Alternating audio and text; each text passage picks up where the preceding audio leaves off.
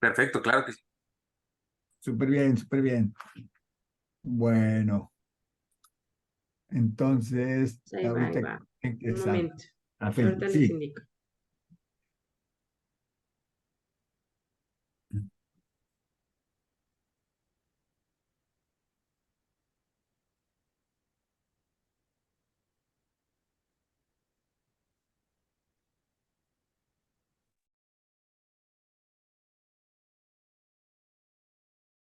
Ok.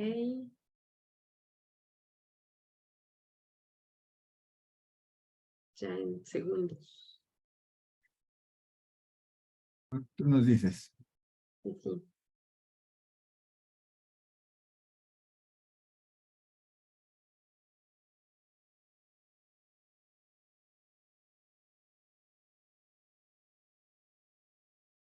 Ya estamos. Ok. Bueno, buenos días a todos. Gracias a aquellos que ya se conectaron y gracias anticipadas a los que están por conectarse. Yo sé que no nos están oyendo, pero bueno, ni modo. Ah, hoy tenemos el gran gusto de tener con nosotros al maestro Raúl Martín del Campo, el cual, pues más que nada, y quiero adelantar esto, es un querido amigo mío y hemos tenido la oportunidad de compartir algunos aspectos totalmente laborales, algunos otros más personales, pero bueno, en esta búsqueda, lucha, entendimiento de lo que son las adicciones y cómo afectan al humano, ¿verdad? Y no solamente a la persona que consume, sino a los grupos que rodean al consumidor, ¿verdad? Y también a la gente que va pasando por ahí, por decirlo de alguna manera, y que también se afecta. Raúl ha dedicado mucho tiempo a estudiar pues estas dinámicas más globales, voy a decir, macro relaciones, y justamente por eso lo invitamos en esta ocasión a que nos comente, ¿verdad? Hay que ver el big picture para saber que los que estamos trabajando en laboratorios y aquí el cerebro de animalitos de experimentación, pues que entendamos que toda la globalidad en la que tenemos que impactar, ¿verdad? En la que tenemos que participar y tenemos que contribuir con nuestro, como decimos vulgarmente o frecuentemente, con nuestro granito de arena, ¿no? Entonces, sí me gustaría presentar a Raúl, al maestro Raúl Martín del Campo, porque quisiera que todo el mundo supiera eh, algunas cosas que ni yo mismo sabía hasta que leí un poquito de su currículum, su breviario, ¿verdad? La síntesis de su semblanza. Bueno, entonces lo leo como lo tengo y no voy a omitir nada porque sí me gustaría pues que estuvieran enterados de quién es Raúl. Tiene 20 años de experiencia en diseño e implementación de políticas de salud mental y adicciones a nivel local, nacional e internacional, ¿eh? O sea, lo enfatizo, verdaderamente él está metido no solamente aquí en el sitio donde trabajan, que ahorita lo mencionaré, sino a nivel mundial, ¿sí? Cuenta con varias publicaciones en el ámbito de la atención a las conductas adictivas y la promoción de la salud mental. Él es licenciado en Psicología por la Universidad Autónoma de Aguascalientes, que obtuvo el grado en 1998, graduado con honores, como no nos sorprende que sea. Es maestro en Psicología de las Adicciones, es egresado de la UNAM, en este caso, en el 2002, y cuenta con 15 años de experiencia clínica como psicoterapeuta, porque adicionalmente, pues, sí se mete a la trinchera, ¿verdad? A ver al paciente directamente y a tratar de ayudarlo en esta problemática que ya sabemos que afecta importantemente. Entre el 2004 y 2007 fungió como jefe del Departamento de Monitores de Indicadores en CONADIC. Sí, más o menos ahí fue cuando ya lo conocí, estando en CONADIC. En este cargo coordinó la elaboración del primer diagnóstico mesoamericano de adicciones, coordinó el Observatorio Mexicano de Alcohol, Tabaco y Drogas, publicó el Manual Metodológico de Estudios Epidemiológicos en Adicciones, así como el Inventario de Investigación Nacional en Adicciones. formó parte del diseño del Modelo Nacional de Atención Primaria en Adicciones, el cual sentó las bases para la política pública en reducción del consumo en nuestro país, ¿verdad? Como pueden ver, su impacto ha sido a nivel nacional y si alguien quiere preguntarle algo más o reprocharle algo, va a ser su oportunidad porque él está pues muy metido en esto de las políticas públicas a nivel nacional, como les estoy informando. De 2007 a 2011 fundó y dirigió el Instituto Mexiquense contra las Adicciones. Este es un parteaguas, ¿eh? Esto es verdaderamente algo sensacional que se le ocurrió, que, bueno, obviamente no se despertó una mañana y dijo voy a hacer esto, ¿verdad? Sino producto de un pensamiento, elaboración e interacciones con demás personajes, se generó el Instituto Mexiquense contra las Adicciones. Es el primer organismo público autónomo para la prevención de adicciones.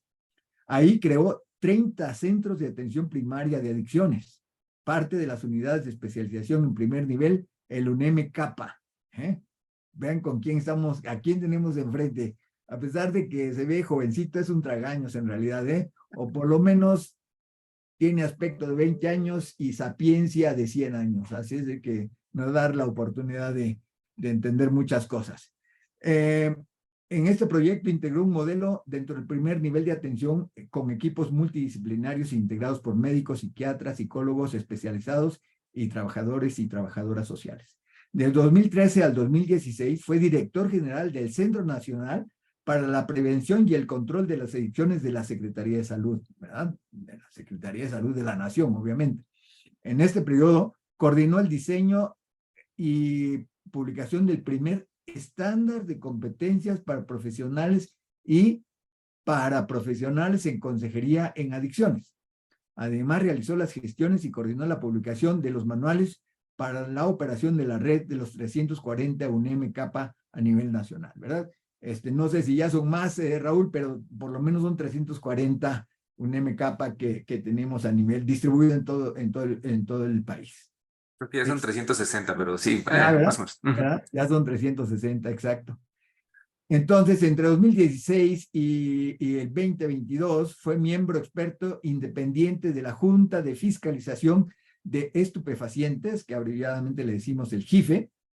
Y el JIFE es la Agencia de las Naciones Unidas con sede en Viena, Austria, y está constituida por 3 expertos independientes de todo el mundo y elegidos por votación de los países que conforman el Consejo Económico y Social de la ONU. O sea, qué claro, ¿verdad? O sea, responsabilidad de cosas internacionales, parte de la ONU, ¿verdad? Como un representante mexicano en ese grupo de 3 expertos que toma decisiones, muy sesudas al respecto de las políticas internacionales para el control del uso de sustancias. Entonces, bueno, además seguro que se conoce Austria ya bastante bien, ¿verdad? Sí, algo, sí. Bueno, en este encargo, sí, en este encargo, en esta responsabilidad hubiera puesto yo, a través de los informes anuales de la JIFE, posicionó el abordaje de temas como mujer y drogas, integración de equipos para el tratamiento del abuso de drogas, prevención del consumo de drogas en jóvenes y la epidemia oculta del consumo de drogas entre adultos mayores, ¿verdad? Estos son aspectos que él ha promovido, se ha interesado en que se conozca, en que se tomen, voy a decir yo, son mis palabras, que se tomen en serio en las comunidades internacionales, ¿verdad? Actualmente funge como director de planeación del Instituto Nacional de Psiquiatría Ramón de la Fuente Muñiz.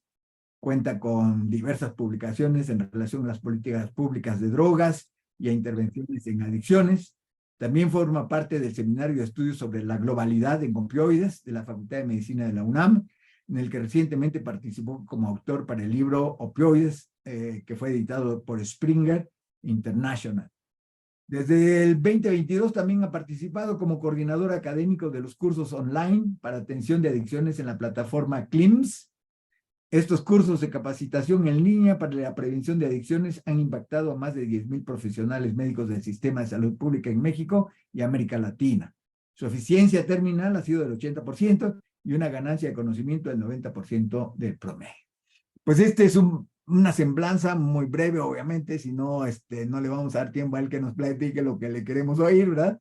Pero para que vean, este es un perfil muy impresionante que tiene Raúl y que bueno, pues así como es una oportunidad para que él impacte las políticas públicas, también es una responsabilidad en donde, bueno, no está exenta de errores y probablemente también de enseñanzas. Entonces, aprovechemos que está Raúl. Raúl, te pido por favor que si hay alguna pregunta mientras estás exponiendo, pues aceptes detenerte, contestarla, participar, que sea esto más dinámico, ¿verdad? Claro, Que la gente esté participando y todo ello, y ojalá te dejen terminar lo que tienes que decir. Bueno, claro. Raúl, muchísimas gracias por haber aceptado y el micrófono es tuyo. Muchas gracias, muchísimas gracias, querido Oscar, de verdad, gracias por la amistad. Y bueno, fíjense cómo a veces uno termina siendo buen amigo de gente que uno admira mucho, ¿no?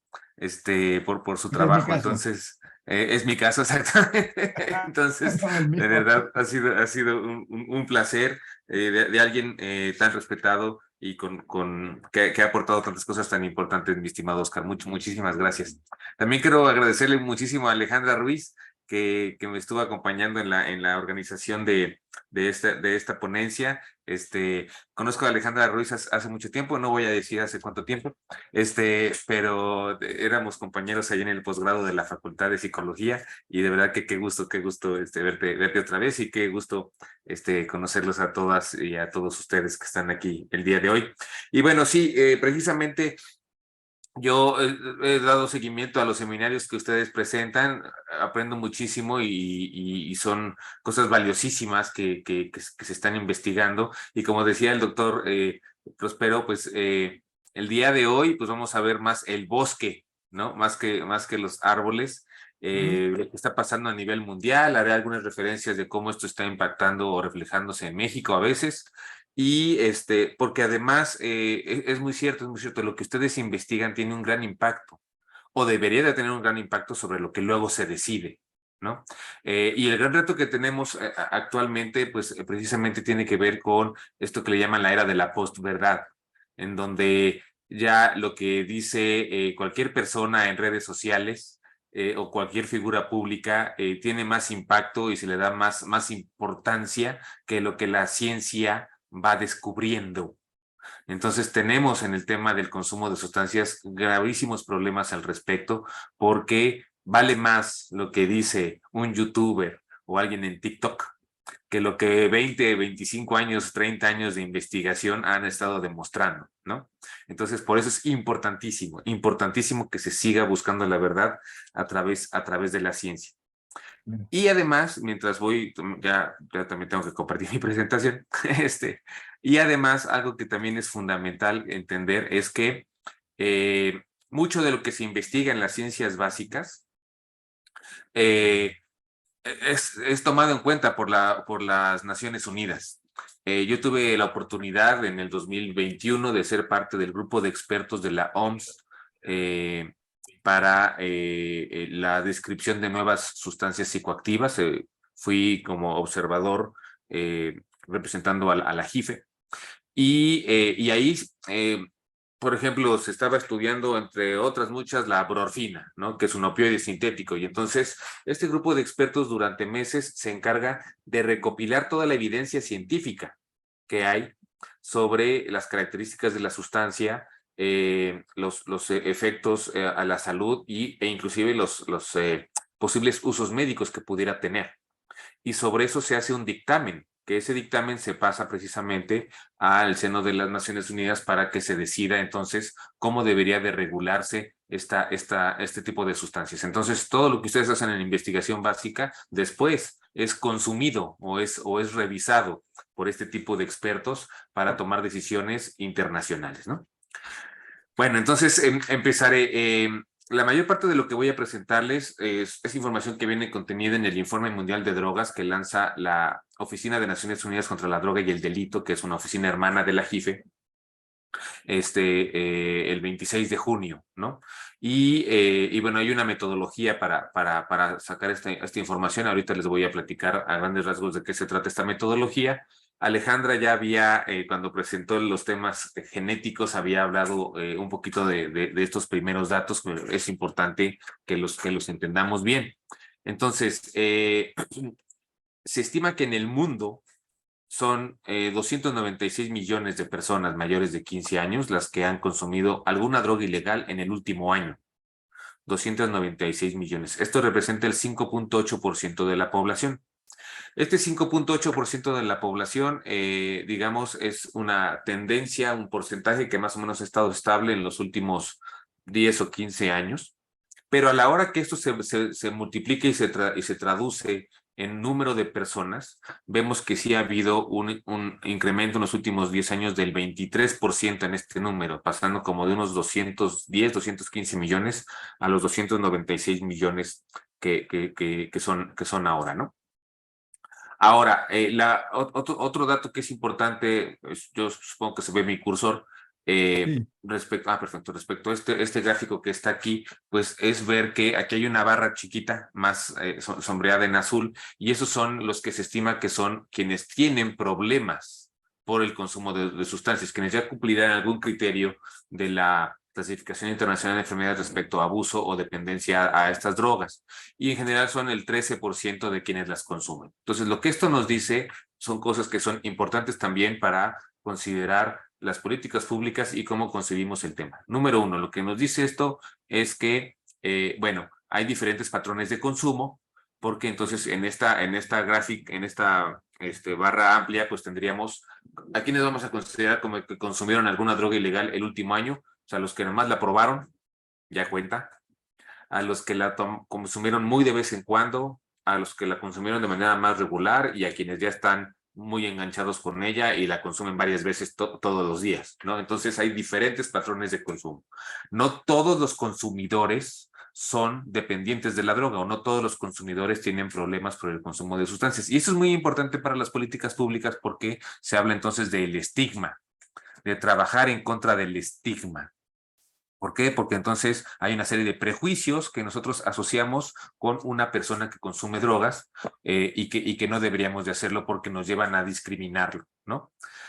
Lo otro que también es importante es entender pues cómo estos patrones van en progresión, ¿no? Entonces se va desde la experimentación hasta el uso frecuente, hasta ya presentar los problemas, y también pues que no todos nuestros programas de salud, que es de lo que voy a hablar al final, tienen que ir encaminados exclusivamente a dar tratamiento, porque muchas de estas personas que consumen drogas ocasionalmente realmente no necesitan, por ejemplo, estar internados en una clínica, sino que se pueden beneficiar de otro tipo de servicios como detecciones tempranas, intervenciones breves, servicios de salud, y algo que antes causaba mucho miedo, pero que ahora ya la gente se está abriendo a escuchar sobre esto, que se llaman reducción de daños. También hay programas y políticas de reducción de daños que es importante poderles ofrecer a estas personas. Es decir, no podemos cerrarle la puerta de los servicios a las personas preguntándoles, ¿vas a buscar la abstinencia o no?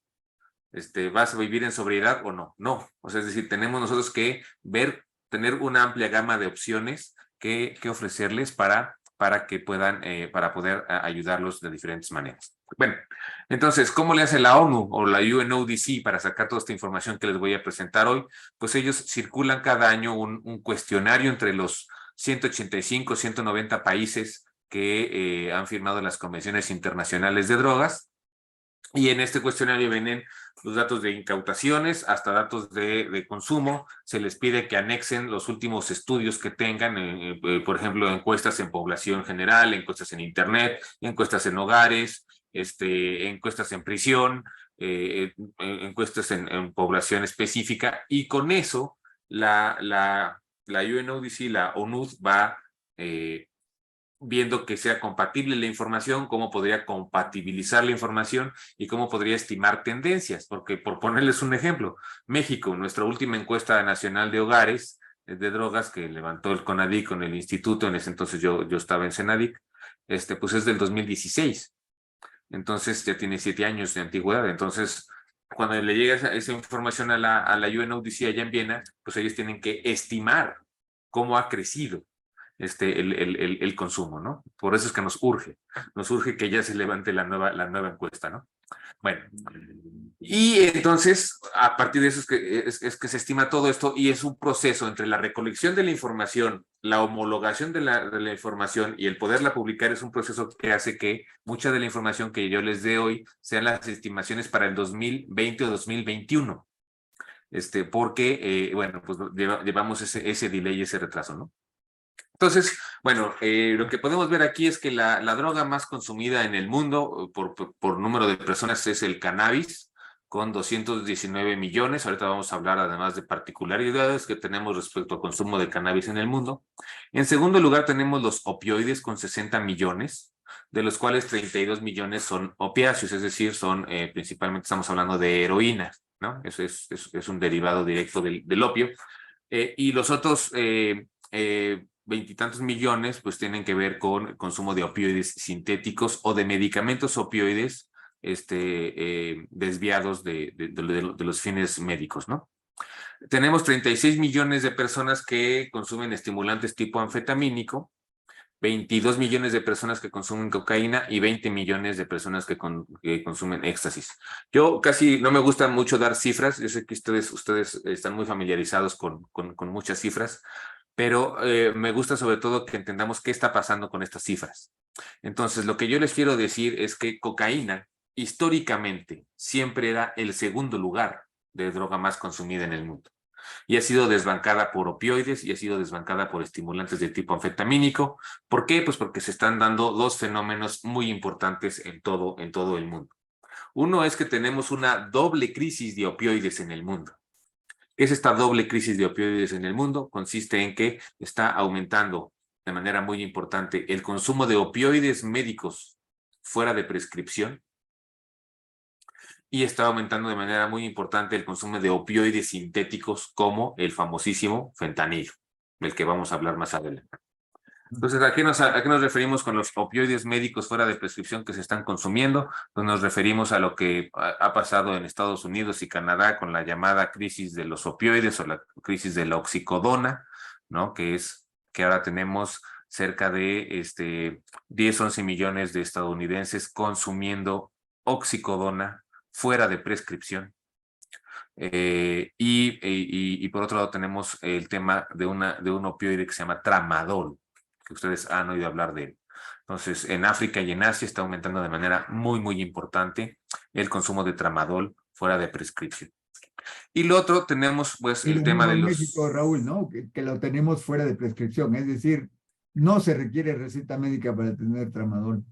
No se requiere receta médica para tener tramadol. Esto es una controversia de salud que podemos tener porque por un lado necesitamos que medicamentos opioides estén bien disponibles para la población que los necesita y por eso a veces es bueno que no estén bajo controles tan estrictos versus el potencial de abuso de estas sustancias, ¿no?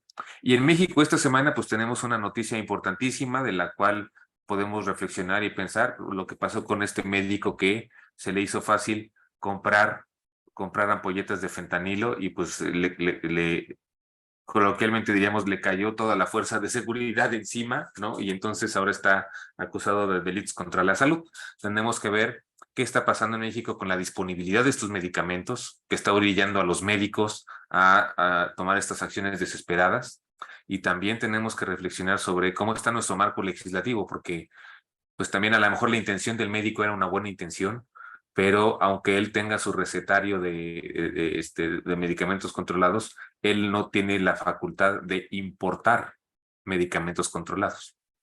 Entonces, ese es el problema, pero es un problema que se deriva de que tenemos una gran crisis en México de disponibilidad de medicamentos controlados. Entonces, platicaremos de eso más adelante, ¿ok? Bueno, y lo otro es estimulantes tipo anfetamínico. Entonces, existe una gran tendencia, una tendencia importantísima en el mundo, en donde el crimen organizado está optando por comerciar sustancias sintéticas en vez de las sustancias de origen vegetal. Y en este caso estamos hablando de la metanfetamina tipo cristal, la famosa metanfetamina tipo cristal, que ahora para el crimen organizado es mucho más fácil comerciarla que la cocaína. Entonces, si ahora el crimen organizado te quiere ofrecer un estimulante muy potente y muy adictivo y barato. Antes se hacía crack y el crack se hace con la cocaína. Ahora prefieren hacerlo con el cristal. ¿Por qué? Porque me voy a ir a la siguiente para poderlo mostrar en un mapita. Ven, aquí está. Ahorita me regreso, pero. Entonces, a ver, recordemos, el arbusto de hoja de coca solo se da en esta región del mundo, en los países andinos. Porque ese arbusto de hoja de coca requiere estar, para crecer, requiere estar a la altura del Ecuador, en montañas muy altas. Y en estas otras partes del mundo no se da eso, no existe. Solo existe en Sudamérica, en los países andinos. Entonces, el crimen organizado para vender cocaína depende completamente de esta región. ¿Sale? Y de aquí mandarla a todo el mundo. Entonces, con el cristal no. Con el cristal, si consiguen los precursores, entonces lo pueden hacer de manera local. Ya no tienen que exponerse a estar pasándolo a través de las diferentes fronteras. Y además, pues no tienen que tener estos grandes campos donde se siembra el arbusto de hoja de coca, expuestos en las sierras donde nadie los vaya a ver, ocultándose, expuestos a que el helicóptero de la Armada los vea, etcétera. Esto ya lo hacen en cualquier cocina, escondidos en las áreas urbanas donde lo van a vender. No tienen que pasar por ninguna aduana ni por ningún, ningún control. Y esto obviamente aplicará también a lo que está pasando ahora con el fentanilo versus la amapola, es de donde se extrae el opio, porque entonces también lo que antes le sacaban de dosis a una hectárea de amapola, ahora en un año, ahora lo sacan con dosis de fentanilo en 5 o 6 días. Entonces, pues es mucho más fácil y mucho más seguro para el crimen organizado producir drogas sintéticas que drogas naturales, y por eso está importantísimo todo lo que ustedes hacen de investigar estas cosas en investigación básica. Bueno, muy bien. Ahora, entonces ya decíamos pues que se estima que no todos los que consumieron alguna droga el año pasado son dependientes. Se estima que son casi 40 millones de personas. Esto es algo que ha aumentado un 45% en los últimos 10 años, o sea, es decir, va aumentando de manera muy importante. Tiene que ver con los patrones de consumo, tiene que ver también, obviamente, con la potencia de las sustancias, ¿no? Estas drogas sintéticas son mucho más potentes que las drogas de origen natural, y lamentablemente tenemos un gran reto, que es mejorar el acceso a los sistemas de tratamiento, porque se estima que de estas 40 millones de personas que requieren tratamiento por su consumo de drogas, solo 1 de cada 5 están en tratamiento, llegan a tratamiento, son muy pocos. Bien, bueno. Y esta es una gráfica, digamos, para cada uno de los continentes del mundo, y que viéramos cuál es la sustancia que más impacta. Solo lo que quiero aquí que vean son 2 o 3 cosas. Uno es que las barras grises, que son cannabis, pues son cada vez más, tienen más importancia, o que cada barra es el 100% de los usuarios que fueron a tratamiento. Entonces, cada vez se está llegando más a tratamiento por marihuana. En Latinoamérica todavía tenemos un problema importante con cocaína, que sobre todo tiene que ver con Sudamérica y con lo que se llama la pasta base, que es el resabio, es los ingredientes que sobran de la extracción de la cocaína de la hoja de coca. Eso que sobra tiene también molécula de cocaína. Es muy, muy barato, es muy tóxico, es de muy mala calidad, pero se distribuye en Sudamérica, ¿no? Y bueno, ustedes todo esto rosa que ven, pues es el problema que tenemos con opioides. Verán entonces que heroína y que medicamentos opioides pues tienen una carga importante en las Europas, en Asia y en Oceanía, ¿no? El tema también del consumo de drogas inyectables es importante. En el último año subió de 11 millones a 13 millones el número de personas que están inyectándose drogas en el mundo, con los riesgos extras que esto puede significar, puesto que la probabilidad de contraer VIH-Sida y otras enfermedades de transmisión sanguínea y sexual aumenta de manera muy, muy importante por ser usuario de drogas inyectables. De hecho, en las mujeres, por ejemplo, aumenta 3 veces la probabilidad de contraer VIH-Sida entre población que se inyecta drogas versus población que no se inyecta drogas.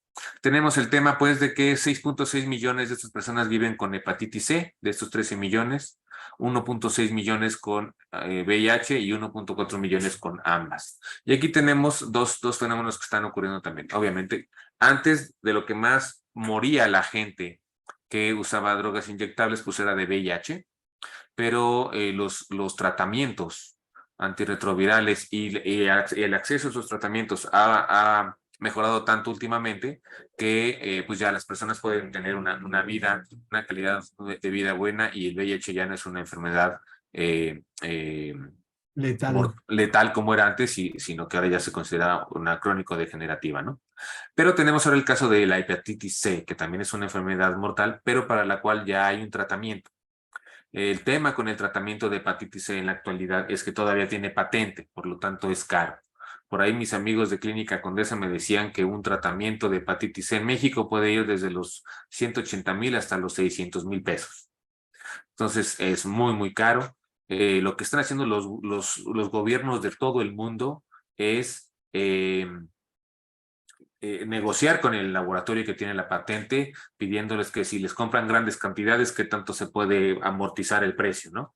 Entonces, ese es un esfuerzo que se está haciendo ahorita y hemos encontrado desde la ONU casos lamentables de países que, puesto que le están invirtiendo tanto a esto y porque está tan caro, ponen como criterio de exclusión para darte el tratamiento de hepatitis C ser usuario de drogas, lo cual es obviamente un tema de discriminación contra los usuarios de drogas, puesto que aún siendo usuario de drogas, la persona merece tener acceso a los mejores opciones médicas posibles, ¿no? Ahí está la estigmatización, ¿verdad? Ahí está el estigma y la discriminación, exactamente. Bueno, y este es un mapa de calor que nos da la UNODC.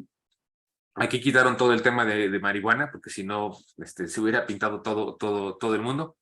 Pero regionalmente, ¿qué está pasando? Esto es muy interesante. Es un esfuerzo enorme que hacen porque, se los digo yo, cuando trabajaba en la JIFE, la mitad de mi día se me iba en leer reportes porque tenía yo que estar leyendo reportes de lo que pasaba con el tema de drogas en 185 países.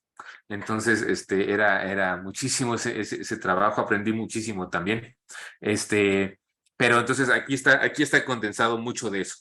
Y lo que les quiero hacer ver, pues, como les decía, es el tema el problema con cocaína en las Américas, como aquí ya en la fronterita con Estados Unidos, pues ya empezamos a tener un problema más bien con cristal y con opioides. Estados Unidos y Canadá, pues el problema de cocaína, de muertes por sobredosis y de cristal. Algo que es importante que tomemos en cuenta es que también se está esperando quizás un cierto repunte en el consumo de cocaína, pero asociado a otras cosas. Lo que está pasando es que uno de los grandes mercados de cocaína es Europa y están diversificando las rutas para traficar la cocaína hacia Europa, de manera tal que han abierto una ruta nueva que es por todos los ríos de Sudamérica, se van desde Bolivia y Perú por los ríos, van cambiando de río hasta que llegan al río de la Plata y de ahí mandan a África o están mandando por el Amazonas a Brasil y de ahí mandan a África. Entonces se están abriendo nuevos mercados de consumo de cocaína importantísimos en la ruta de África para llegar a Europa. Y bueno, en Europa pues tenemos este problema y tenemos el problema también de heroína. Aquí, como les decía, en África pues un problema importantísimo con el consumo de tramadol fuera de prescripción. Vamos a hablar después de una droguita que se llama Captagón, que se está dando aquí en el Medio Oriente. Ahorita les voy a platicar del Captagón. Y bueno, obviamente Afganistán sigue siendo el principal productor de heroína del mundo. Produce el 90% de la heroína del mundo que se distribuye en Asia y en Europa principalmente. Y obviamente también en Estados Unidos, aunque Estados Unidos, digamos, ya depende más de la heroína que le manda México.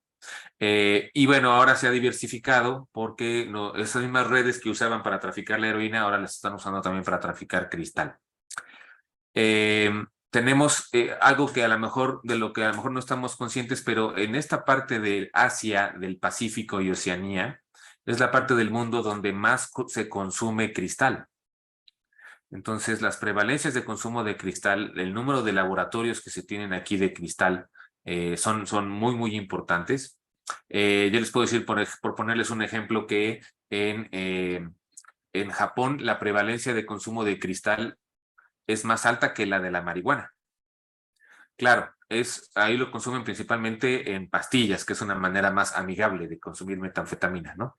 Pero la prevalencia de consumo de metanfetamina es mucho más alta que la de marihuana en algunos de estos países.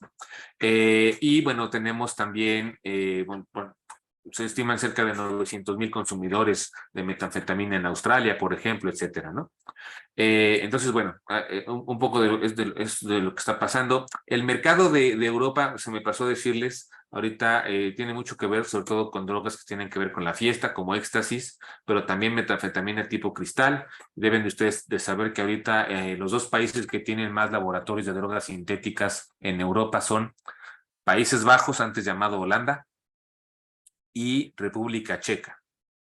Es donde más laboratorios se han incautado, y debo decirles que estamos aquí entre profesionales y entre químicos. Debo darles esta noticia, que van una docena de laboratorios incautados de cristal en Europa, en donde cuando arrestan a los laboratoristas se encuentran personas mexicanas del cártel de Sinaloa.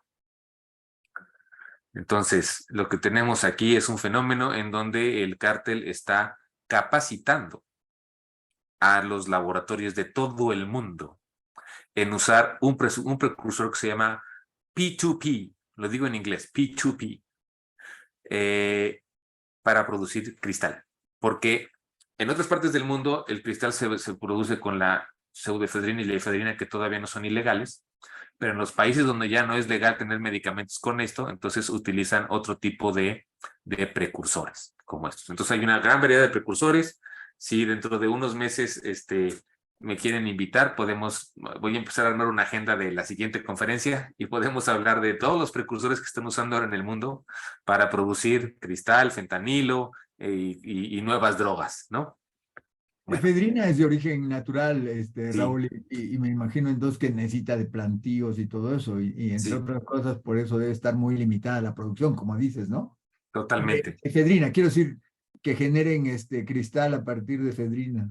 Sí, realmente le hacen como le hacían los cárteles mexicanos antes, que es que, no sé si ustedes sepan, pero cuando todavía teníamos medicamentos con efedrina en México, una parte de la organización criminal eran personas que se dedicaban a comprar todos los medicamentos que hubiera en las farmacias para eso, y sacarlos de los festers y molerlos para extraer la efedrina o la pseudoefedrina.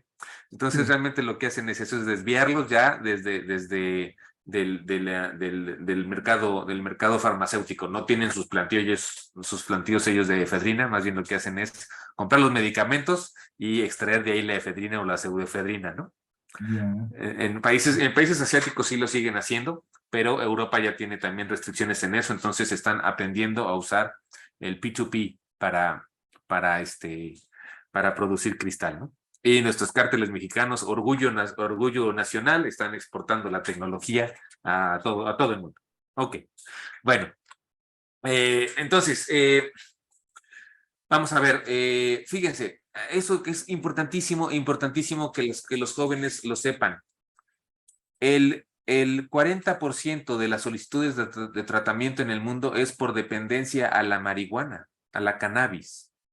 No es eso de que es inocuo. Digo yo, perdón si digo blasfemias frente al doctor Oscar Prospero, nuestro principal investigador de cannabinoides de este país y de los principales del mundo, pero el problema es que los jóvenes creen que entonces la marihuana no es mala, no genera problemas, no genera problemas de salud, etcétera, y la evidencia nos dice otra cosa. Ujú. Y debo decirles, yo en mi práctica clínica con mis usuarios, mis pacientes, mis consultantes, personas adictas a la cannabis no pueden dejarla. Les cuesta muchísimo trabajo. Yo les puedo decir, creo que hasta les cuesta más trabajo que dejar el alcohol. De verdad, una vez que tienes instalada la dependencia a cannabis es muy difícil dejarlo. Inclusive, fíjense, hay más solicitudes por dependencia a cannabis que opioides, que sería la segunda.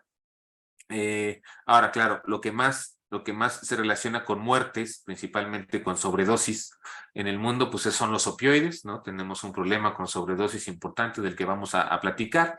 Y bueno, pues como les decía yo, personas en tratamiento tenemos principalmente también aquí cannabis y opioides, ¿no?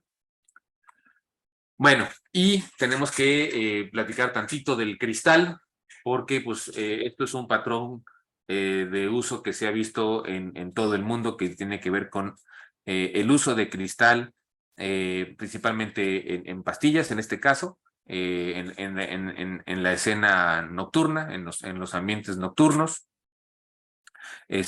para aguantar más la fiesta como un estimulante, ¿no? Tenemos, digamos, los usuarios que les llamamos mainstream, que es lo demás de moda, y lo demás de moda pues es combinar el alcohol en la fiesta con algún estimulante, ya sea cocaína o ya sea cristal, para aguantar muchísimas horas de fiesta. Y tenemos también a los de wide range, ¿no? Que son aquellos que están buscando más drogas, encontrar las nuevas sustancias, ¿no? Y en ese sentido quiero decirles que hay una variable muy importante y que yo estoy muy contento de tener este libro que publicó el doctor Prospero. Les voy a decir porque tiene un capítulo sobre la relación entre el aburrimiento y el consumo de sustancias. Y esa es una variable que actualmente es fundamental. Fundamental. Nuestros jóvenes, muchos de ellos no saben, no tienen otra manera de divertirse, de encontrar diversión que no sea buscar la nueva droga que les va a dar la nueva sensación, ¿no? Los novelty seekers les llamamos, ¿no? Entonces es fundamental, qué bueno que estoy aquí lo publicó el doctor, es fundamental entender los temas de ocio, de reforzamiento, de sistema de reforzamiento, de recompensa y de aburrimiento en el tema de cómo los jóvenes se están enganchando con las sustancias. Y por eso es que, ¿quería decir algo, doctor? No. No, estoy bien, gracias. Ok, y por eso me atrevo a poner estas imágenes frente a ustedes, que ustedes son los mayores expertos en esto, pero les voy a decir esto, ¿qué implica en mi práctica clínica? Y por qué es muy importante lo que ustedes estudian. Porque justamente cuando vemos este cerebro adicto a cristal y vemos toda la afectación que tiene con respecto a un cerebro que no desarrolló ese problema, vemos que después se va a poder recuperar, ¿no? Más o menos.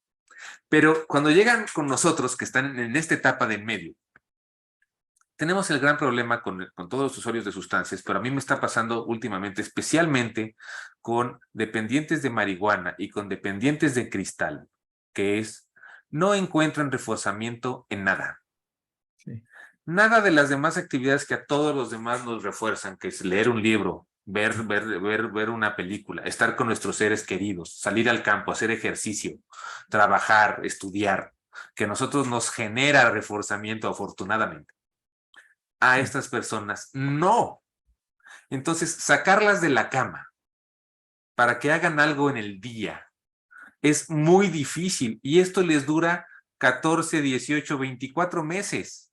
Con el cristal he encontrado hasta año y medio, 2 años en los que no se recupera su sistema de reforzamiento. Y a los clínicos, entonces, lo que implica es que nos cuesta muchísimo trabajo volverlos a activar. Hay unas técnicas que se llaman activación conductual. Nos cuesta muchísimo trabajo volverlos a activar porque no le encuentran sentido a nada. Nada les refuerza. Entonces, importantísimo todo lo que ustedes están estudiando en ese sentido para que después veamos entonces cómo podemos mejorar nuestros programas de tratamiento para poder ayudar a estas personas. Y bueno, vamos a hablar ahora de cannabis. Entonces, cannabis o marihuana, yo tiendo más a decirle cannabis porque en las convenciones internacionales está descrito como cannabis. Por ahí hay gente que dice, es que si le dices cannabis y ya no le dices marihuana, entonces se pierde la percepción de riesgo. No sé, no estoy seguro, pero bueno, el tema es, puede hablar de cannabis o marihuana. Entonces, sí, todos ustedes ya saben esto, pero quiero que sepan que es un fenómeno mundial y que preocupa a nivel mundial, es que justamente los productos de cannabis están en promedio aumentando su potencia de manera muy importante. Ya saben, la potencia la estamos midiendo respecto al porcentaje de THC que tiene la muestra. Aquí nos hablan de que en 25 años en promedio han encontrado hasta 4 veces incrementos, sobre todo, debo decirles, sobre todo en jurisdicciones donde ya hay una industria legal de marihuana que está diversificando sus productos. Y la percepción del riesgo de los jóvenes está bajando de manera muy importante. Entonces, sí tenemos un efecto secundario, llámenme conservador, de todo el debate que tenemos sobre cómo deberíamos de regular la marihuana. Lamentablemente los jóvenes la están entendiendo de una manera distorsionada o los influencers les están ayudando a entenderla de una manera distorsionada. Entonces, una cosa es que nos preguntemos cómo sería la mejor manera de regular esta sustancia y otra cosa es que estemos diciendo que no genera daños a la salud, que no genera problemas, que no genera efectos secundarios. Y eso es como los adolescentes tienen yo soy psicólogo, como los adolescentes tienen un efecto halo, en donde ellos eligen qué parte de la información es la que les conviene aceptar. Entonces lo que tenemos ahora son adolescentes expertos en defender la marihuana, ¿no? Y entonces tenemos el otro problema porque luego en los programas preventivos le decimos a los papás, vaya, hable con su hijo de las drogas. Y entonces es como el chiste que contaba mi papá, ¿no? Que del adolescente, su papá llega y le dice, mi hijo, vamos a hablar de sexo. Y el chavo le dice, sí, papá, ¿qué quieres saber? Entonces, pues ahora nos pasa lo mismo, ¿no? Habla con su hijo de las drogas, pues si su hijo es una enciclopedia, o sea, sobre lo que quiere saber de las drogas, ¿no? Entonces los exponemos más a un problema de una discusión infértil que a otra cosa, ¿no? Bueno, aquí están los ejemplos de cómo se ha medido la percepción de riesgo, cómo va bajando y cómo va aumentando de manera especular el consumo de cannabis, ¿no? Estos son el NIDA, lo que dice los 10 problemas, efectos que tendrá el consumo crónico de marihuana a largo plazo, que tienen que ver con la paranoia y la psicosis, que vamos a ver que está mucho más relacionado con los nuevos productos potentes, los problemas de memoria. Todo esto ustedes lo han estudiado y lo han estado refiriendo en sus conferencias, los problemas de coordinación motora y de los problemas de alteración del juicio, y a largo plazo pues la alteración en el desarrollo del cerebro.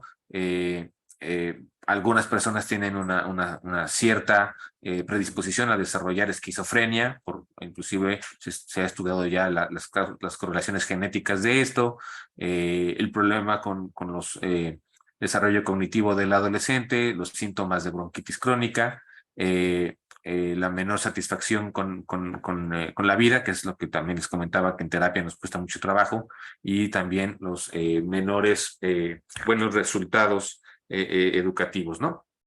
Esto es lo que NIDA nos refiere pues como los 10 principales efectos que podría tener esto, que, insisto, necesitamos que los jóvenes conozcan mejor esto antes de tomar la decisión de consumir. Este es un ejercicio que yo hice personalmente con la información que le llega a la ONU y la estimación que puede hacer la ONU de los países que tienen las prevalencias de consumo de marihuana más altas. Y resulta ser que en primer lugar podríamos ubicar a Israel, porque Israel en las encuestas de hogar nos reporta 27% de consumo de marihuana último año en personas mayores de 15 años. Israel, yo no me lo esperaba. Después tenemos Estados Unidos con 18% debe ser ya un 20%.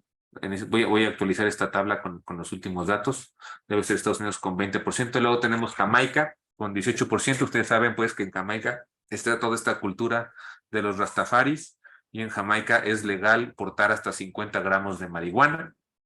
Luego tenemos países que ya tienen una industria privada, Uruguay, Canadá y Chile. Chile, que es de los países que tienen las prevalencias más altas de consumo de drogas en Latinoamérica. Yo no sabía eso antes, pero Chile es de los países que tienen las prevalencias más altas.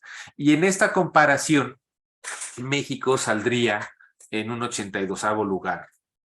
Entonces, yo siempre lo pongo esto sobre la mesa respecto al pensar que en México realmente, o sea, sí hay un mercado de marihuana, por supuesto, y sí tenemos un problema con el consumo de marihuana, Pero a diferencia de otros países que ya tienen una industria legal, esos países ya tenían un gran público al cual venderle la sustancia, y en México tendríamos que preguntarnos si sería así o no, o sería una industria que tendría que abrir mercado, que es lo que no queremos. O sea, si estamos preguntándonos cómo regular la marihuana, tendríamos que tomar en cuenta esto, porque no queremos tener una industria que se ponga a abrir mercado, ¿no?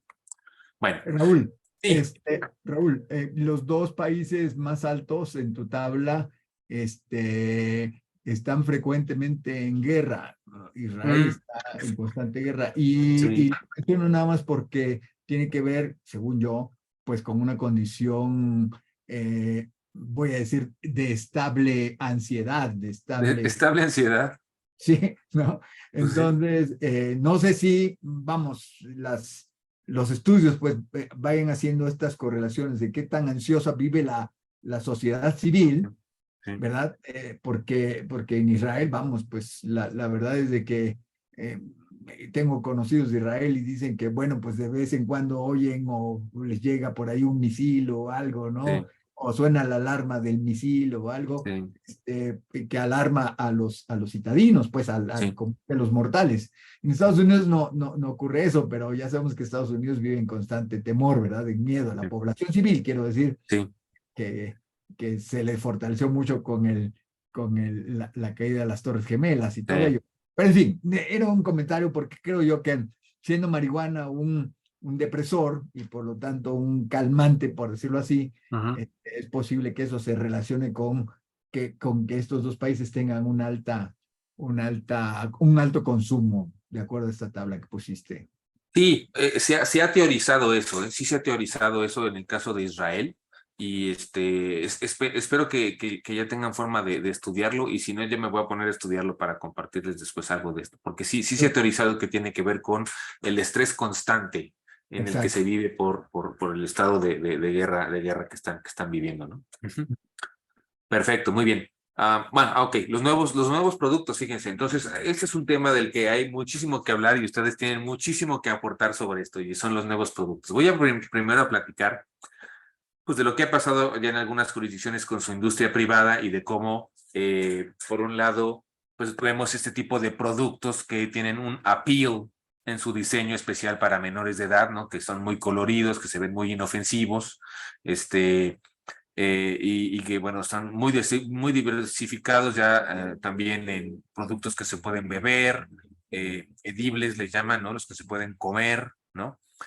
Bueno, esta mercadotecnia que siempre se ha dicho que es para adultos, pero se sabe que los jóvenes son quienes se van a ver más atraídos por estas cosas tan coloridas, ¿no?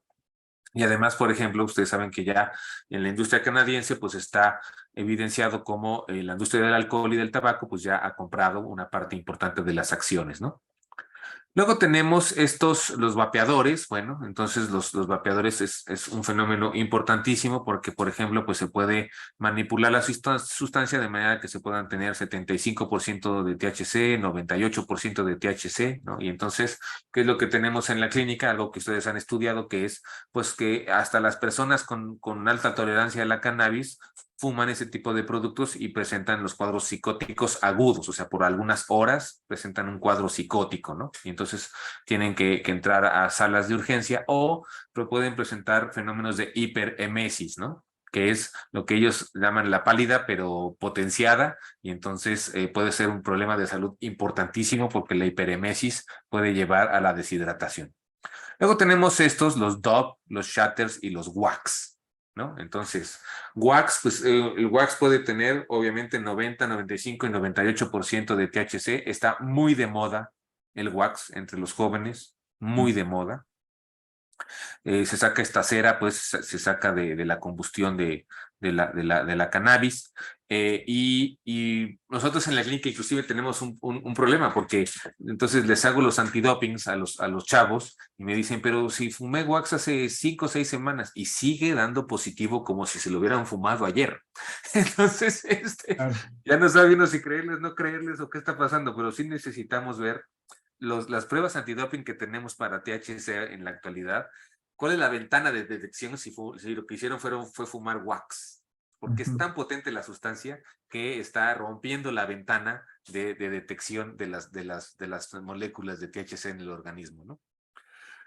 Y luego Sí. tenemos, bueno, esto que, por ejemplo, esto es el Volcano. Esto es lo que yo he encontrado en mi práctica, el dispositivo más efectivo para extraer los cannabinoides de la planta. Es también muy potente. Se llena esa bolsa y luego de esa bolsa es de donde se fuma, o puedes conectarle una manguera si quieres y directo de la manguera como si fuera una shisha.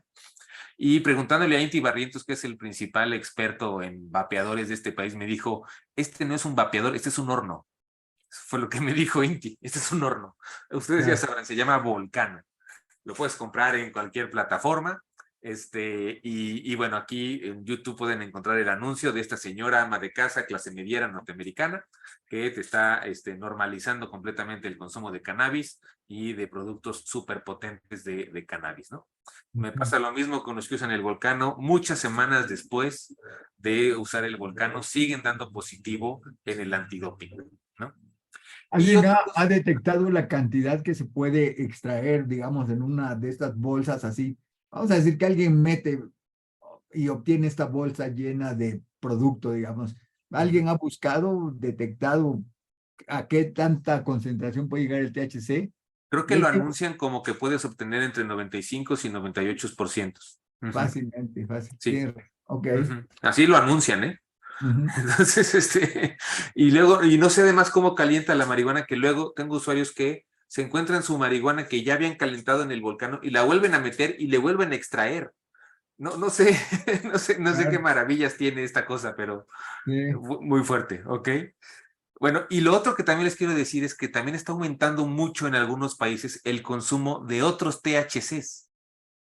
Entonces, está aumentando mucho el consumo del Delta 8, del Ujú, Delta 10, del Delta 11, ujú. que son nuevas moléculas. Entonces, para ustedes que están en la investigación básica, ustedes sabrán decirnos mejor qué implicaciones tendrá esto. El tema está en que, como lo que está en las leyes prohibido o regulado es el Delta 9, entonces ya tenemos personas sintetizando el Delta 8, el Delta 10 y el Delta 11, porque esos no están en la ley como prohibidos. Entonces ya los están vendiendo. Algunos pueden ser más potentes que el Delta 9 y otros menos potentes, pero aunque sean menos potentes, es decir, los usuarios dicen, este es un producto chafa de marihuana porque no pega tanto, pero el tema está en que como no es ilegal, entonces pueden distribuirlo de manera más masiva, ¿no? Entonces, nuevos productos de cannabis, ahí están las nuevas moléculas también. Delta Bueno, 11 puede ser más potente que Delta 9. bueno, pues entonces ahí está además. Y el riesgo está en que no está controlado, ni a nivel internacional, ni a nivel local, ¿no? Bueno, a nivel internacional sí, porque a nivel internacional están todos los extractos de cannabis, pero no sé los países cómo hayan traducido eso ya en sus propias leyes. Eso es lo que habría que ver. Aunque Delta 11 es más que nada producto del hígado, es decir, Delta 9 Mm, lo metaboliza Delta 11. ok, pues bueno, pero pues, Como la planta, fíjate, ajá, es que ahí se pueden zafar, ¿no? Porque no es la planta, ajá.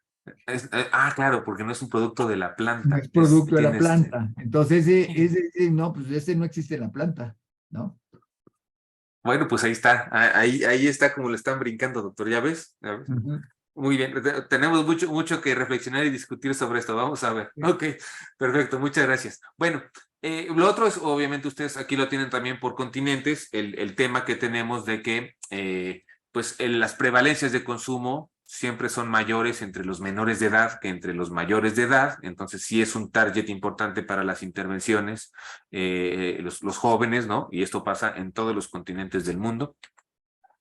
Y les quiero comentar que del INER me invitaron a dar una conferencia porque está mucho la preocupación de que le están llegando los consumidores duales, ¿no? Entonces le están llegando los consumidores que están vapeando tabaco y cannabis, ¿no? Entonces es todo un tema que también habrá que investigar cómo interactúan las moléculas, cómo facilitan el proceso de dependencia, cómo hay factores de riesgo genéticos y psicosociales para su consumo, cómo se ha estado encontrando pues que sí en metaanálisis que han podido hacer ya hasta ahorita, pues sí se han encontrado que sí tiene que ver con que sean usuarios más jóvenes, sí tiene que ver también con que son usuarios de países que han legalizado, sí tiene que ver con, inclusive con usuarios que empezaron consumiendo cannabis y luego se pasaron a consumir tabaco, ¿no? Entonces, pues es todo un tema de muchísimo estudio ahorita, esta combinación entre tabaco y cannabis. Y algo que siempre incluyo en mis presentaciones que me preocupa mucho y que escribimos sobre eso en la JIFE es lo que pasa con las redes sociales y con el Internet respecto a la promoción del consumo. Entonces, lo que tenemos ahora son muchísimas páginas con tutoriales respecto a cómo consumir las diferentes drogas, cómo hacerlo de la manera más segura. Y también tenemos influencers y youtubers dedicados a platicar de sus experiencias consumiendo drogas. Entonces, todos aquí sabemos que ya nuestros jóvenes lo que quieren ser de grandes ya no es ni policía, ni médico, ni bombero, sino influencers, ¿no? Entonces, para ellos esto es algo muy aspiracional, se normaliza el consumo. Lo que los jóvenes ven en esto es un joven que vive de monetizar sus videos con experiencias de drogas, que tiene experiencias positivas con las drogas, nunca negativas, y entonces esto se convierte en algo aspiracional para ellos, ¿no? Y entonces los tenemos en español, este ejemplo que les pongo en español tiene cerca de 150 videos sobre nuevas drogas, ¿no? Tenemos, por ejemplo, este video de un norteamericano de su experiencia consumiendo cristal, es un video que tiene 5 millones de visitas. O no sé si ustedes ya han consultado es posible, que se llama The Drug Classroom. Estoy seguro que ese video, los contenidos los produce alguien con total conocimiento de química. Porque si ustedes entran a ese canal de YouTube, encontrarán información de primera calidad sobre cada sustancia. El problema no es que los vea yo, el problema es que los ven los jóvenes, ¿no? Y entonces ellos normalicen toda esta situación, ¿no? Y bueno, eso relacionado con lo que ya se ha discutido aquí respecto a los usos medicinales de los cannabinoides, cuáles sí son, cuáles no, y qué nivel de evidencia existe de acuerdo con la medicina basada en la evidencia, eh, y que ahora es lo que está ocurriendo también con esketamina, con psilocibina, con MDMA, y con mescalina, ¿no? Entonces, nosotros siempre tener la perspectiva de que sí es posible que tengan ciertos usos medicinales, pero que se tiene que investigar. Se tiene que investigar y se tiene que definir bien cuándo, para qué, cómo, con interacciones de qué, etcétera, ¿no? Entonces, la investigación básica es lo que es muy importante en esto, porque otra vez, en esta época de la posverdad, entonces ya todo lo que dice Facebook sobre la psilocibina, entonces ya cuenta más, y entonces ya están pululando los chamanes, que entonces te quieren sacar del alcoholismo con la psilocibina, que son chamanes, digamos, y con la ayahuasca, ¿no? Y yo tuve un paciente que se fue con uno de esos chamanes para curar su alcoholismo con psilocibina. El chamán se llamaba Adán Benenovich. Y entonces yo le preguntaba, ¿cómo es que con ese nombre te genera confianza, no? Pero, ¿no? Entonces, bueno, entonces esa es la realidad, que las redes sociales van avanzando en su difusión más que lo que la ciencia. Y entonces tenemos que ayudar a que nuestros jóvenes sepan que sí ya se comprobó y que es un puro rumor, ¿no? Entonces, retos importantes. Nuevas drogas, entonces, ya saben ustedes, yo no les tengo que decir, se varía una fórmula con alguna pequeña, poner, quitar un oxígeno, un nitrógeno, un carbono, lo que ustedes saben hacer, y se genera una droga nueva que no está clasificada en las leyes y entonces se puede traficar. ¿Cuál es la lógica de que existan tantas nuevas drogas? Pues un poco es esa, un poco es que, por ponerlo en términos sencillos, si agarran al dealer en el rave vendiendo algo que él decía que era LSD, pero no es LSD, es una cosa que se llama N-Bome, seguramente ya han oído hablar de estas sustancias de la familia N-Bome. Entonces, si no está esta sustancia clasificada en la ley, unas semanas después su abogado lo va a poder sacar de la cárcel porque no es una sustancia ilegal lo que su cliente está vendiendo.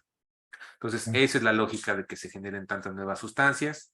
Dos, que las pueden generar y las pueden hacer baratas y entonces sacan más rédito. Tres, pues también lo que conocemos como los psiconautas, que sí se autodefinen algunos de ellos, que son, pues sí, jóvenes o usuarios que quieren probar cuál es el nuevo efecto de la nueva droga, ¿no? Aunque todavía no pinta en las estadísticas tanto, pero sí el número de sustancias, ya tenemos un acumulado en los últimos 10 años de 618 nuevas sustancias, y para el año 2021 fueron 87 sustancias totalmente nuevas, 87 sustancias. Entonces, bueno, yo siempre les digo, pues 87 sustancias lo que nos dice es que en el mundo, por lo menos, cada semana se inventa una nueva droga. Y hay semanas en que 2 nuevas drogas. Entonces, así de rápido está este desarrollo, ¿no? Si les interesa para lo que quieran estudiar ustedes, esta es la clasificación que la ONU tiene para estas nuevas drogas. Entonces tenemos las que son basadas en plantas y las sintéticas. Está el Kratom, me imagino ustedes ya conocen el fenómeno Kratom, es un fenómeno interesante. Me tocó a mí estudiarlo como parte del comité de la OMS, en donde tienes una planta que puede ser psicoestimulante, pero que también en cierta dosis puede revertir el síndrome de abstinencia por opioides. Entonces es una planta que se tiene que estudiar porque a lo mejor de ahí se puede sacar un muy buen medicamento. Se podría sacar el primer medicamento no opioide para tratar el síndrome de abstinencia opioide. Pero por otro lado lo que tienes es pues, que se está traficando mucho justamente por sus propiedades psicoactivas.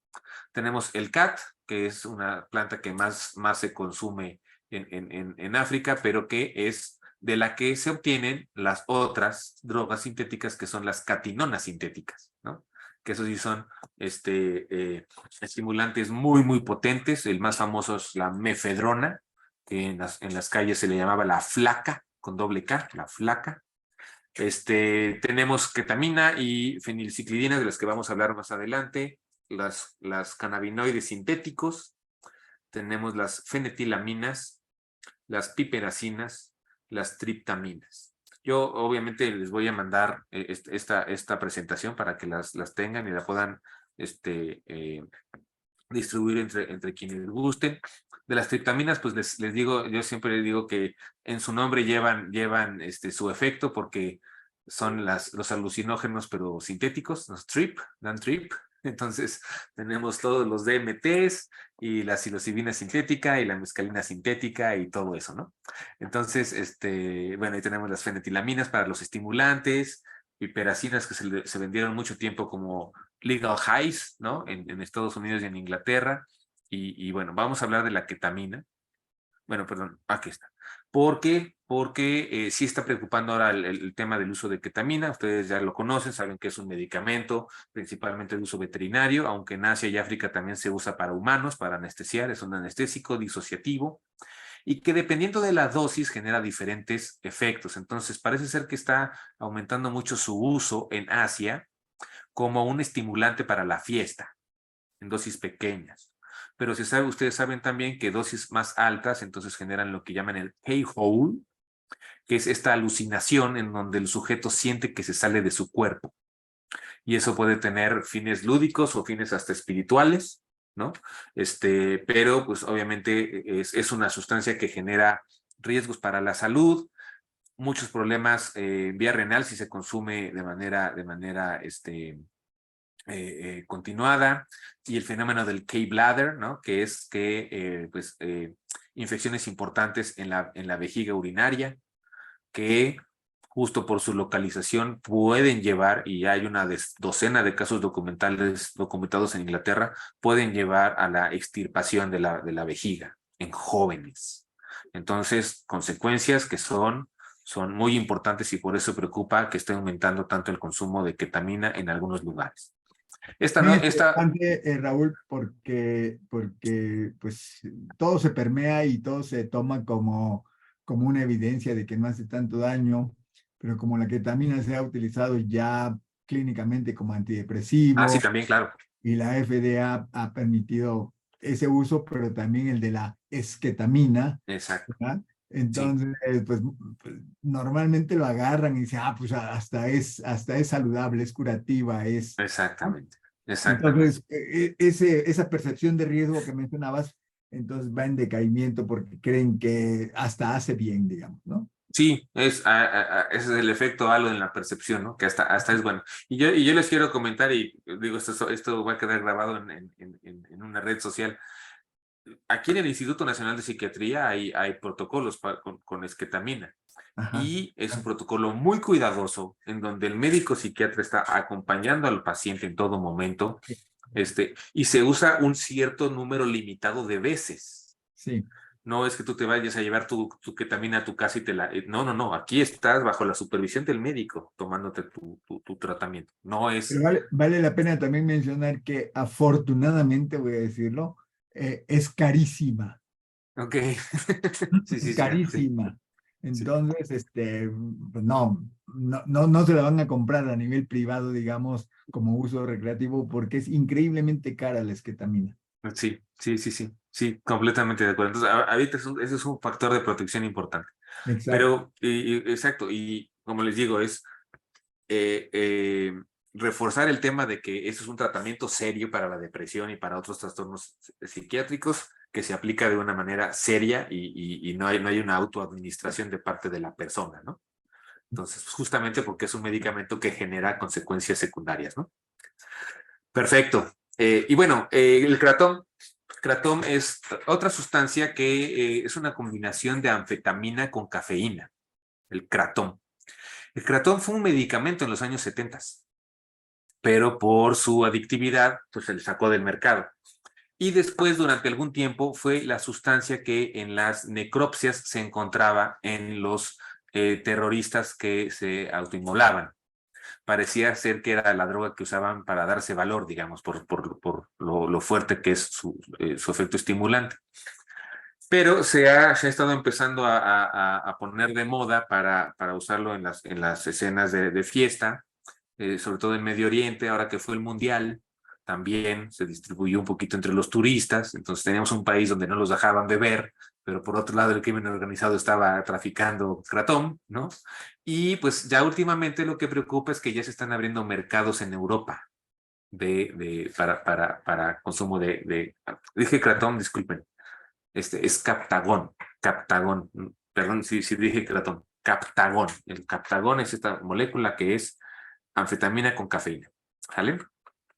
Bueno, luego entonces tenemos el uso del Internet para la venta de estas sustancias. Lo que se está viendo es que la mayor parte de las sustancias al menudeo se están vendiendo por las redes sociales, Instagram, Facebook, TikTok, etcétera. Se abren foros o chats donde te las promueven, y ya se está usando la dark web para hacer ventas más masivas. Aquí tenemos la dark web y, por ejemplo, este es el comportamiento de la venta de diferentes sustancias durante la pandemia. Vemos que se vendió sobre todo cannabis y, en segundo lugar, estimulantes y opioides. Durante la pandemia se sigue vendiendo dark web. Nos metimos allá en Viena a una página de dark web y así se ve. Y como ustedes pueden ver, parece cualquier otra página, parece cualquier otra plataforma de venta de productos. Tienen el nombre del producto, el nombre del vendedor, la calificación que tiene el vendedor y cómo meterse y contactarlo, ¿no? Entonces son amigables al usuario.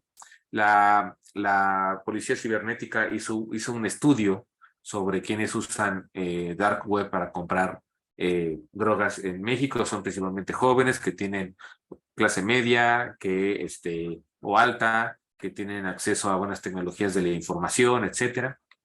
Y por ponerles un ejemplo, lo que les decía del N-Bome, ¿no? El N-Bome, que es esta familia de sustancias químicas nuevas que generan los mismos efectos que el LSD, igualito, pero es mucho más tóxico y es totalmente sintético. Entonces, si un usuario, de acuerdo a este estudio que hizo la CEBOB, si un usuario compra en la dark web 1 gramo de 25 IN-BOM, le cuesta 9,000 pesos. Pero con él puede rociar. Acuérdense que el LSD te lo dan en unas pedacitos de papel para que te lo pongas debajo de la lengua, ¿no? Entonces, con ese gramito puede rociar 36 paginitas. Y de esas 36 paginitas le saca a cada una 25 estampitas, termina sacándole entre 90,000 y 160,000 pesos de ganancia. Entonces, eso es, digamos, el problema con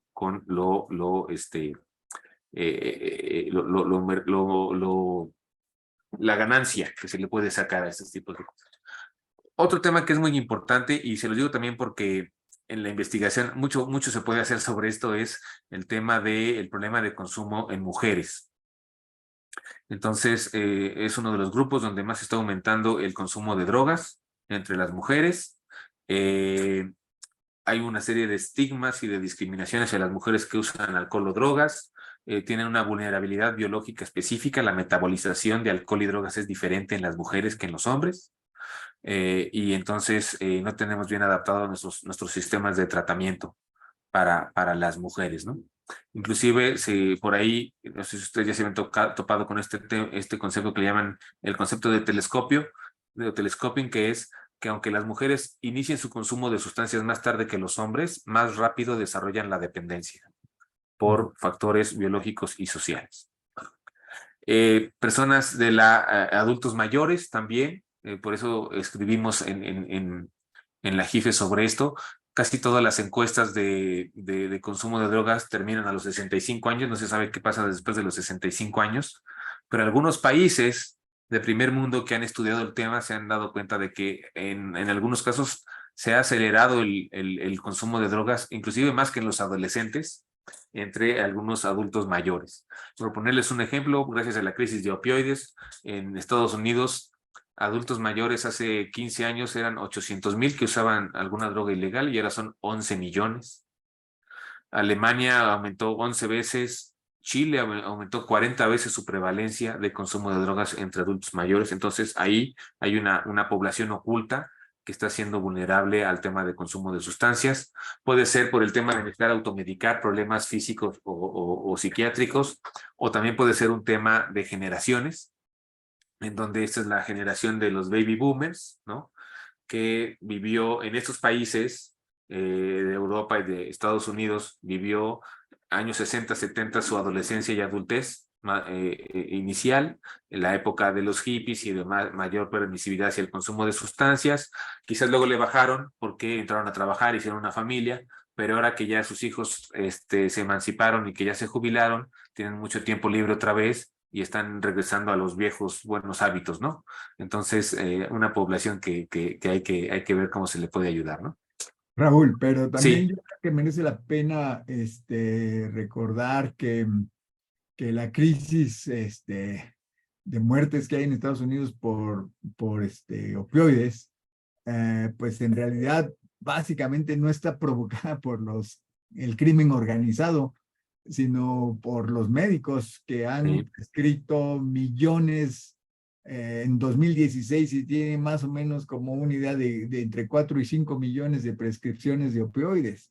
sí, Y relacionándolo con eso que estás diciendo de personas mayores, pues es probable que los dolores, digamos, por diversas cosas, ¿verdad? Porque pues, ujú, la edad es un factor importante, la vejez, digamos, y puede hacer que estén prescribiendo dando demasiados opioides sí. para controlar el dolor y eso hace que sí se les impacte a los adultos mayores principalmente con opioides, ¿no? Totalmente, no, totalmente. Es justamente de lo que voy a empezar a hablar ahorita, que Ajá. tiene que ver precisamente con un tema de corrupción del sistema de salud norteamericano. Es lo que ahora está generando todas estas muertes. Fue un problema que se fue gestando durante 20 años y entonces ahora no sabemos si lo van a poder contener y cuánto tiempo les va a llevar contenerlo, pero por lo pronto están muriendo 105, 110,000 norteamericanos al año. Y nada más para ponerles en perspectiva, Vietnam, la guerra de Vietnam, que tanto dolor le causó a esa nación, tuvo 55,000 norteamericanos muertos. Ahora, cada año se les están muriendo 110,000 de sobredosis, el doble de todos los que murieron en Vietnam. Entonces, es un problema gravísimo que tienen y que necesitamos ver si lo van a poder contener o no. El libro que mencionaban al principio de Opioids, coordinado por la doctora Silvia Cruz, pues ahí hablamos en varios capítulos de los temas de opioides. Ustedes saben los opioides tienen su razón de ser en la farmacopea para el manejo del dolor. Ustedes son grandísimos expertos en todo esto. Ustedes saben que la OMS tiene lo que llaman esto de la escalera del dolor, donde dice, dependiendo de la intensidad del dolor, es lo que se debe de prescribir, y para los dolores más intensos, pues se deben de prescribir opioides, que son el tratamiento indicado.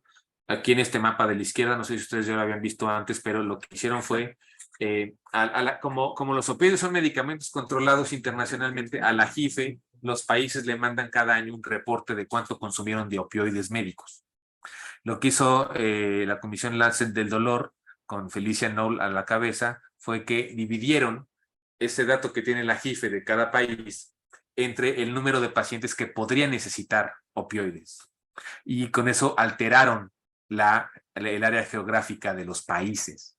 Y entonces lo que se ve en este mapa es que tenemos países gordos y países desinflados. Entonces tenemos países donde circulan demasiados opioides que no se justifica respecto al número de pacientes que los necesitaría, como Estados Unidos, Canadá o Australia. Tenemos países donde hay más o menos un equilibrio, ¿no? Que son principalmente países europeos. Y tenemos el resto del mundo completamente desinflado, o sea, no hay acceso, no hay el acceso que se requiere a los opioides para tratar a las personas que viven con dolor. Entonces ustedes pueden ver aquí que Rusia y Asia no existen. China, los países más grandes del mundo, miren, no tienen suficiente acceso. La India, África, no hay suficiente acceso. Y Latinoamérica, pues estamos igual, ¿no? Entonces, hay que trabajar muchísimo en nuestros sistemas de cuidados paliativos para poder hacer más accesible todo esto, ¿no? Me voy a brincar un poquito esta, porque justamente eso es de lo que nos hablaba el doctor Prospero. Entonces, ¿cómo justamente se desarrolló una serie de dependencias iatrogénicas a opioides bajo un supuesto de una mentira de una farmacéutica sobre que la oxicodona no era adictiva, pero era un gran opioide para tratar el dolor? Como también la Sociedad Norteamericana del Dolor pidió que se preguntara y se prescribiera a todos los que tuvieran dolor ese tipo de opioides. Como el sistema de salud de Estados Unidos pues tiene que ver con que si tú vas ahí no hay seguridad social, entonces si tú vas a una cita con un médico y no te receta nada, entonces el seguro no te paga la cita. Y como el cliente califica al médico, y dependiendo de cómo califiquen al médico es la probabilidad de que al médico le manden pacientes, entonces los médicos dependen de caerle bien a sus pacientes. Entonces, y cómo pulularon una serie de meal pills, le llamaban, que eran prácticamente clínicas para dar pastillitas, ¿no? Y cómo había filas todos los días, y bueno, pues lo que estaban facturando en recetas y en medicamentos generó este gran problema de una adicción fuertísima a los opioides médicos. Después la FDA reacciona muchos años tarde, reacciona de una manera parcial, porque no le ofrece tratamiento a las personas que ya eran adictas a esto, sino lo único que hace es restringir las recetas, ¿no? Y entonces muchas de estas personas ya no encuentran las recetas, y entonces viene la segunda ola de muertes porque estas personas se van a consumir heroína. No sabían cómo consumirla, también caen en muertes por sobredosis de heroína. Y después la tercera ola, que tiene que ver con que el crimen organizado empieza a mezclarlo con fentanilo. Entonces, para que entendamos por qué para el crimen organizado de este lado de las fronteras le conviene tanto el fentanilo, es que recuerden, cada vez que ustedes oyen, se incautaron tantas pastillas de fentanilo, es que realmente son pastillas que querían imitar la oxicodona. Eran oxicodonas falsas, que no tenían molécula oxicodona, lo que tenían era molécula fentanilo. Y entonces vienen marcadas con su M de un lado y con la 30 del otro lado, como si fueran oxicodona, y las incautan. ¿Por qué? Porque lo que tenemos en Estados Unidos son casi 10 millones de personas consumiendo opioides médicos sin receta, al día, 4 o 5 dosis al día. Imagínense eso, el mercado que es. Y de ellos tenemos 800,000 heroinómanos, los cuales de ellos 500,000 se iniciaron porque se volvieron adictos a estos fármacos. Entonces, como dice el doctor Prospero, aquí está justamente el origen de todo esto, y el crimen organizado aprovechándose de eso. Bueno, rápidamente les digo, el tema del fentanilo como otra droga sintética, como les digo, es muchísimo más conveniente para ellos. Si antes le sacaban de ganancia a una hectárea, durante un año le sacaban de ganancia $500,000, ahora eso lo producen en 5 días de producción de fentanilo. Y ahora si el crimen organizado le invierte $1,000 a producir 1 kilo de fentanilo, le sacan de ganancia $1,500,000. Entonces, el fentanilo llegó para quedarse. Necesitamos que los usuarios sepan qué están consumiendo porque además lo están mezclando con otras sustancias. Hay diferentes tipos de fentanilo. El clásico es el que es 100 veces más potente que la morfina y 50 veces más potente que la heroína, pero recordemos que tenemos, por ejemplo, el carfentanilo, que es 10,000 veces más potente que la morfina. Y entonces, yo aquí les pongo una fotografía de una incautación real de carfentanilo. Entonces, vean el tamaño de este sobre, es el sobre de un tamaño de un sobre de azúcar, y este sobre tenía las dosis para 1,700 personas. Entonces, ya no se necesitan Dosis letales, avionetas, pusiste ahí. dosis sí, dosis letales. Ya no se necesitan avionetas, no se necesitan barcos, no se necesitan submarinos, por carta. Por carta están mandando estos químicos tan potentes. Y hay un estudio muy interesante del Wilson Center donde nos dice, ya antes habían circulado fentanilos en el mundo, pero antes los producían químicos especializados. Ahora te los producen en laboratorios clandestinos sin ningún control de calidad y son el mismo narcotraficante el que los produce y por eso es que a cada rato les falla la dosis. No es que ellos quieran matar a sus clientes, es que su control de calidad es tan malo, con sustancias tan potentes, que les falla la dosis y los matan, ¿no? Y ha sido también tan redituable para los cárteles que antes circulaban 4 o 5 tipos de fentanilo en el mundo, ilegal, y ahora tenemos ya aquí hasta 70 y tantos tipos nuevos de fentanilo que han inventado, porque cuando no pueden conseguir uno, consiguen otro, etcétera, ¿no? Tenemos el fenómeno de los precursores que les decía yo, principalmente de China, también de la India. ¿Por qué? Porque son industrias farmacéuticas enormes, no bien reguladas, en donde si tú desde aquí, y se ha visto que son empresas legales las que hacen eso, ni siquiera crean que son los cárteles, son empresas legales. Si tú desde aquí pides una sustancia nueva que no está clasificada en la ley, un precursor nuevo que no está clasificado en la ley, ellos te lo fabrican y te lo mandan, porque no tienen por qué no hacerlo, porque no está prohibido en la ley. Y entonces así es como están consiguiendo todos los precursores para estas sustancias, ¿no? Cuando no consiguen fentanilo, esto también les puede parecer interesante, entonces consiguen otros opioides sintéticos. Ya se han encontrado 50 diferentes opioides sintéticos que no son fentanilo. Y estos son principalmente sustancias que se habían estado estudiando como fármacos en los años 70 y justamente por ser tan adictivos o tan potentes, mejor los descartaron las farmacéuticas, ya no los comercializaron, pero el crimen organizado ya consiguió acceso a las fórmulas o ya pudo desarrollar las fórmulas, ¿no? Y otros como la morfina se estaban estudiando apenas y ya el crimen organizado lo está usando como adulterante.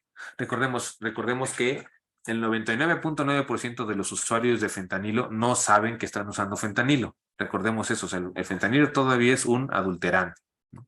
Tenemos ya algunos usuarios que sí buscan fentanilo, sobre todo en Estados Unidos, porque se dieron cuenta de que sí les daba el rush, que ya no les daba la heroína por su adicción de muchos años a la heroína. Pero la mayor parte del caso de fentanilo es un adulterante. Bueno, y bueno, esto es lo otro que también debe preocuparnos mucho, que es pues justamente cómo se está usando el fentanilo también para adulterar cocaína. Entonces, como ya una gran parte de las muertes relacionadas con cocaína tienen que ver con que tenía fentanilo. Y lo de el cristal, que ahorita se está estudiando si realmente se está adulterando el cristal con fentanilo o es que eran usuarios dobles, que se inyectaban primero heroína, pero luego para poder tener energía, para salir a trabajar, se inyectan el cristal.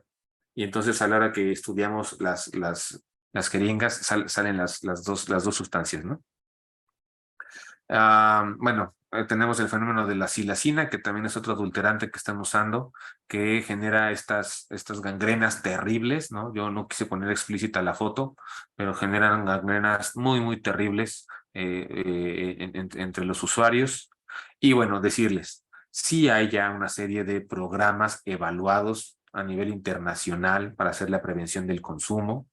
Lo que pasa es que luego no los adaptamos porque queremos inventar nuestro propio programa, pero hay programas ya bien evaluados que se pueden aplicar en la infancia, en la adolescencia, en la adultez, en la familia, en la escuela, la comunidad o el sector salud.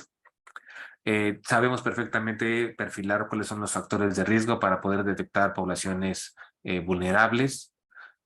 Tenemos también ya, la OMS tiene una propuesta de organización de los servicios de tratamiento para que podamos, como les decía yo, tener tratamientos que ofrezcamos en la comunidad, tratamientos especializados y tratamientos residenciales. Recordemos, el tratamiento residencial no es para cualquier usuario de sustancias. Se requiere cumplir con ciertos criterios de dependencia y de poco control de impulsos para poder decidir que una persona realmente requiere tratamiento residencial. Lamentablemente los países cuando piensan tratamiento de adicciones se ponen a desarrollar tratamiento residencial, ¿eh?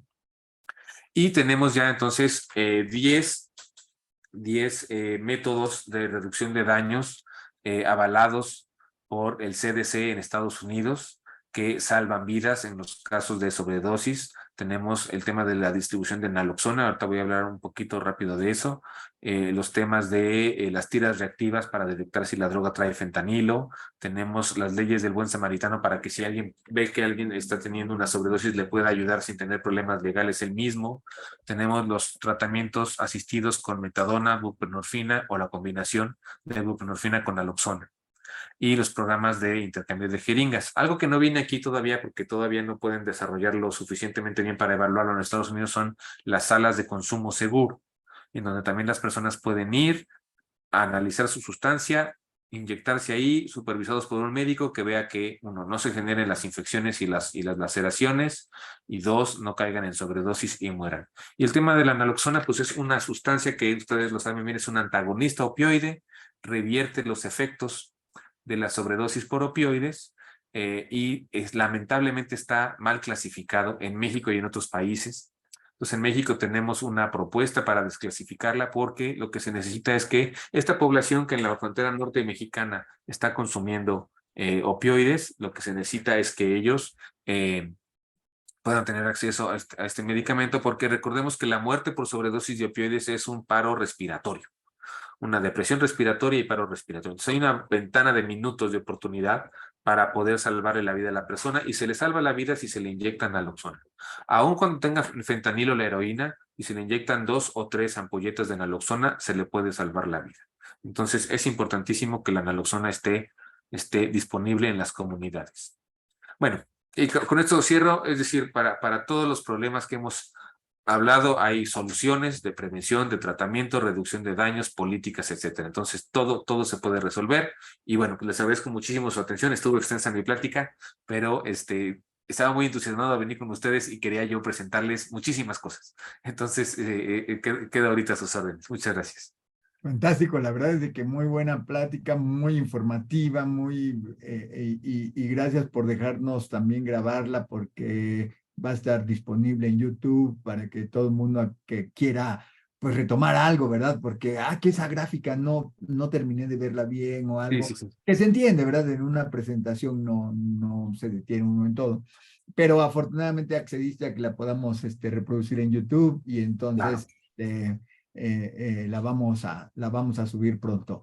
Pero muchísimas gracias. La verdad es que creo que es muy importante que sepamos todo esto, los que nos dedicamos, incluso por decirlo así, a la molécula dentro de la neurona que es afectada por el fármaco. Es muy importante que sepamos que vamos para atrás también, para arriba y ver, como bien dijiste a la entrada, ver el bosque, porque si no vemos el bosque, como que no le estamos encontrando dirección a lo que estamos haciendo, utilidad y que sea una investigación translacional, como luego decimos, ¿verdad? Entonces me encantó, te agradezco mucho y lo vamos a abrir a comentarios o preguntas que pudiera haber, perdón. Gracias.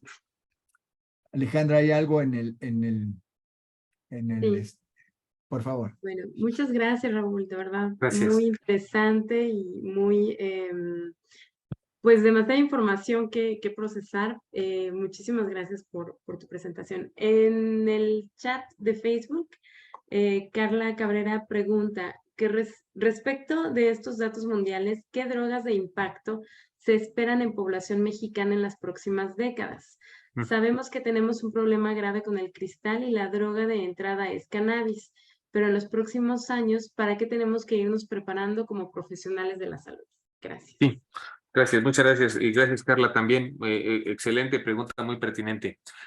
Sí, hablando de cosas que van cambiando, históricamente la droga de impactos, es decir, la droga de impacto es por la que la persona va a tratamiento, digamos. La droga de impacto en México había sido el alcohol, pero ahora ya de acuerdo al último informe del CISBEA y de la CONASAMA, es el cristal, lo cual es inaudito, les digo yo siempre, porque si nos ponemos a pensar que más de 20 millones de mexicanos abusan del alcohol y que cerca de 4 o 5 millones de ellos son dependientes de la sustancia, esperaríamos pues que más personas llegaran por consumo de alcohol a tratamiento. Y lo que estamos viendo con esto son dos cosas. Uno es que está creciendo muchísimo el consumo de cristal y no lo hemos podido documentar entre la población mexicana. Y dos, que el cristal es una droga que te deteriora mucho más rápido. Te lleva muchísimo más rápido a que tengas que buscar tratamiento o a que te lleven a tratamiento. Porque recordemos que el consumo de cristal a mediano y largo plazo pues ya genera psicosis, daños cerebrales, problemas de alimentación importantes, problemas en el sistema cardíaco también importantes, un deterioro de la persona eh, eh, muy significativo. Entonces, es una sustancia que rápidamente en meses deteriora a las personas. Entonces, por un lado, cristal, por otro lado, marihuana porque definitivamente hay muchos estados del país donde la marihuana es ahora la principal droga de impacto. Como les digo, tenemos productos mucho más potentes de marihuana que se están poniendo de moda y tenemos además personas que ya están consumiendo 4 o 5 dosis de marihuana al día, lo cual eso a lo que te lleva es a que estés todo el día intoxicado con marihuana, todo el día, y entonces eso hace que pues, no puedas vivir sin esa sustancia, ¿no? Entonces yo diría principalmente eso, es prepararnos para el problema con cristal y con marihuana, ¿no? Exacto, y no olvidar, pues, al que ya acabas de mencionar, el Al del alcohol alcohol. está aquí, ¿verdad? El alcohol, lo que pasa es que está tan involucrado en nuestra cultura que básicamente, ¿qué casa, qué familia no se precia de tener una botella de algún tipo de alcohol en su casa, ¿cierto? Totalmente, ¿Verdad? totalmente. No hay festejo que tengamos sin alcohol, ¿no? Exacto, Así. exacto. Si hay un festejo, hay comida y hay alcohol, si se precia ese sitio de estar festejando, ¿no? Sí. Bueno, más comentarios, por favor. Sí, Alejandro. Mar Fernández hizo varias preguntas. Las voy a leer todas. Sí, ¿El gracias. cannabis funciona para el TDA? ¿Qué pasa si se toma medicación para TDA y se consume cannabis? ¿Y el Ok, consumo de cannabis te hace propenso a consumir qué otra droga? ok, sí, gracias. Eh, a ver, voy a empezar por la última. Gracias, María Fernández. María Fernanda, ¿verdad? Fernández. Fernández. María Fernández. Gracias, muchas gracias por las preguntas. Eh, Claro, hay mucha controversia sobre si el consumo de cannabis lleva al consumo de otras drogas. Hay estudios que lo demuestran, hay estudios que no, sobre todo también porque los que lo demuestran, pues de lo que hablan es de una correlación estadística, ¿no? Yo más bien hablaría de los factores de riesgo. Entonces, dependiendo de los factores de riesgo, es si es probable o no que una persona que empiece a consumir cannabis luego consuma otras sustancias, ¿no? Eh, Aquí es muy importante distinguir entre cannabis y cannabinoides, ¿sí? ¿Por qué? Porque la Organización Mundial de la Salud ha dicho que fumar cannabis no es una manera ni adecuada ni recomendable de administrarse un medicamento. ¿Por qué? Porque estás ingresando a tu organismo todos los componentes de la cannabis, los terapéuticos, los no terapéuticos, los psicoactivos y los no psicoactivos. Dos, estás fumando una sustancia que irrita tus vías respiratorias y que te puede llevar a problemas en vías respiratorias importantes. Entonces, aquí debemos más bien de concentrarnos en molécula y entonces principalmente se habla de el CBD, ¿no? El CBD. Entonces, primera recomendación es no fumar la marihuana. sino buscar un medicamento que contenga CBD. La segunda es hacerlo bajo supervisión médica, porque es un medicamento, ¿ok? Y aunque no sea psicoactivo el CBD, ya se está estudiando cómo tiene interacciones con otros medicamentos, puesto que también es, y aquí tenemos al doctor Prospero, es metabolizado en hígado, y entonces un médico es quien puede valorar qué tipo de medicamentos se deben o se pueden combinar, considerando también cómo se metabolizan y los efectos que van a tener.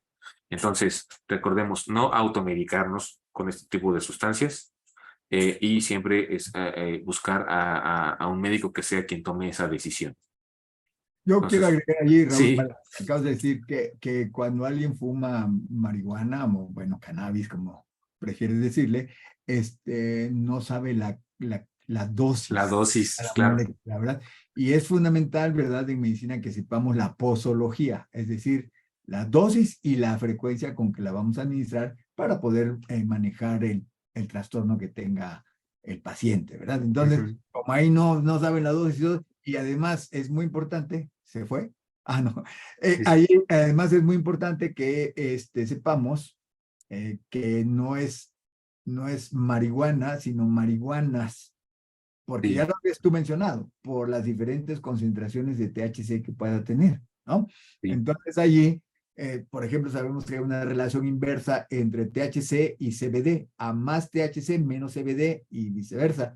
Entonces, Ujú. muy probablemente también así con otras de las 100 moléculas cannabinoides que tiene una planta.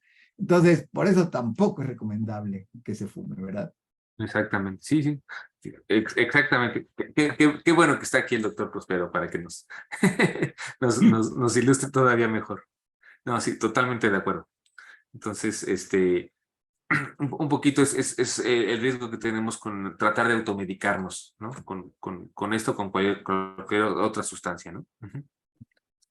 Sí, y en cuanto al el TDA que preguntaba, no sé si tengas algún comentario, Raúl, si has visto algo, y luego yo comento si gustas. Bueno, yo me topé con algunos estudios preliminares, pero todavía no me topé con estudios clínicos.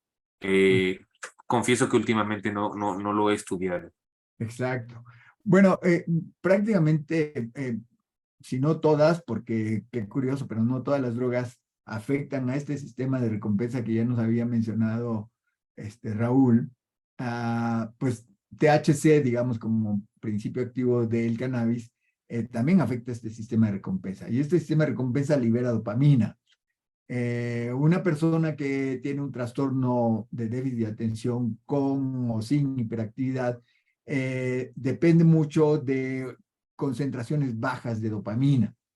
Y por eso muchas personas algunas veces utilizan algunos fármacos de estos que crean adicción para tratarse, digamos así como muy empíricamente, su trastorno de déficit de atención. Sí pueden tener algún efecto, pero como ya hemos dicho, primero hay fármacos más seguros para el tratamiento, probados, ¿verdad? Y vistos en las poblaciones. Segundo, los diagnósticos se hacen muy tempranamente en la edad de una persona, ¿sí?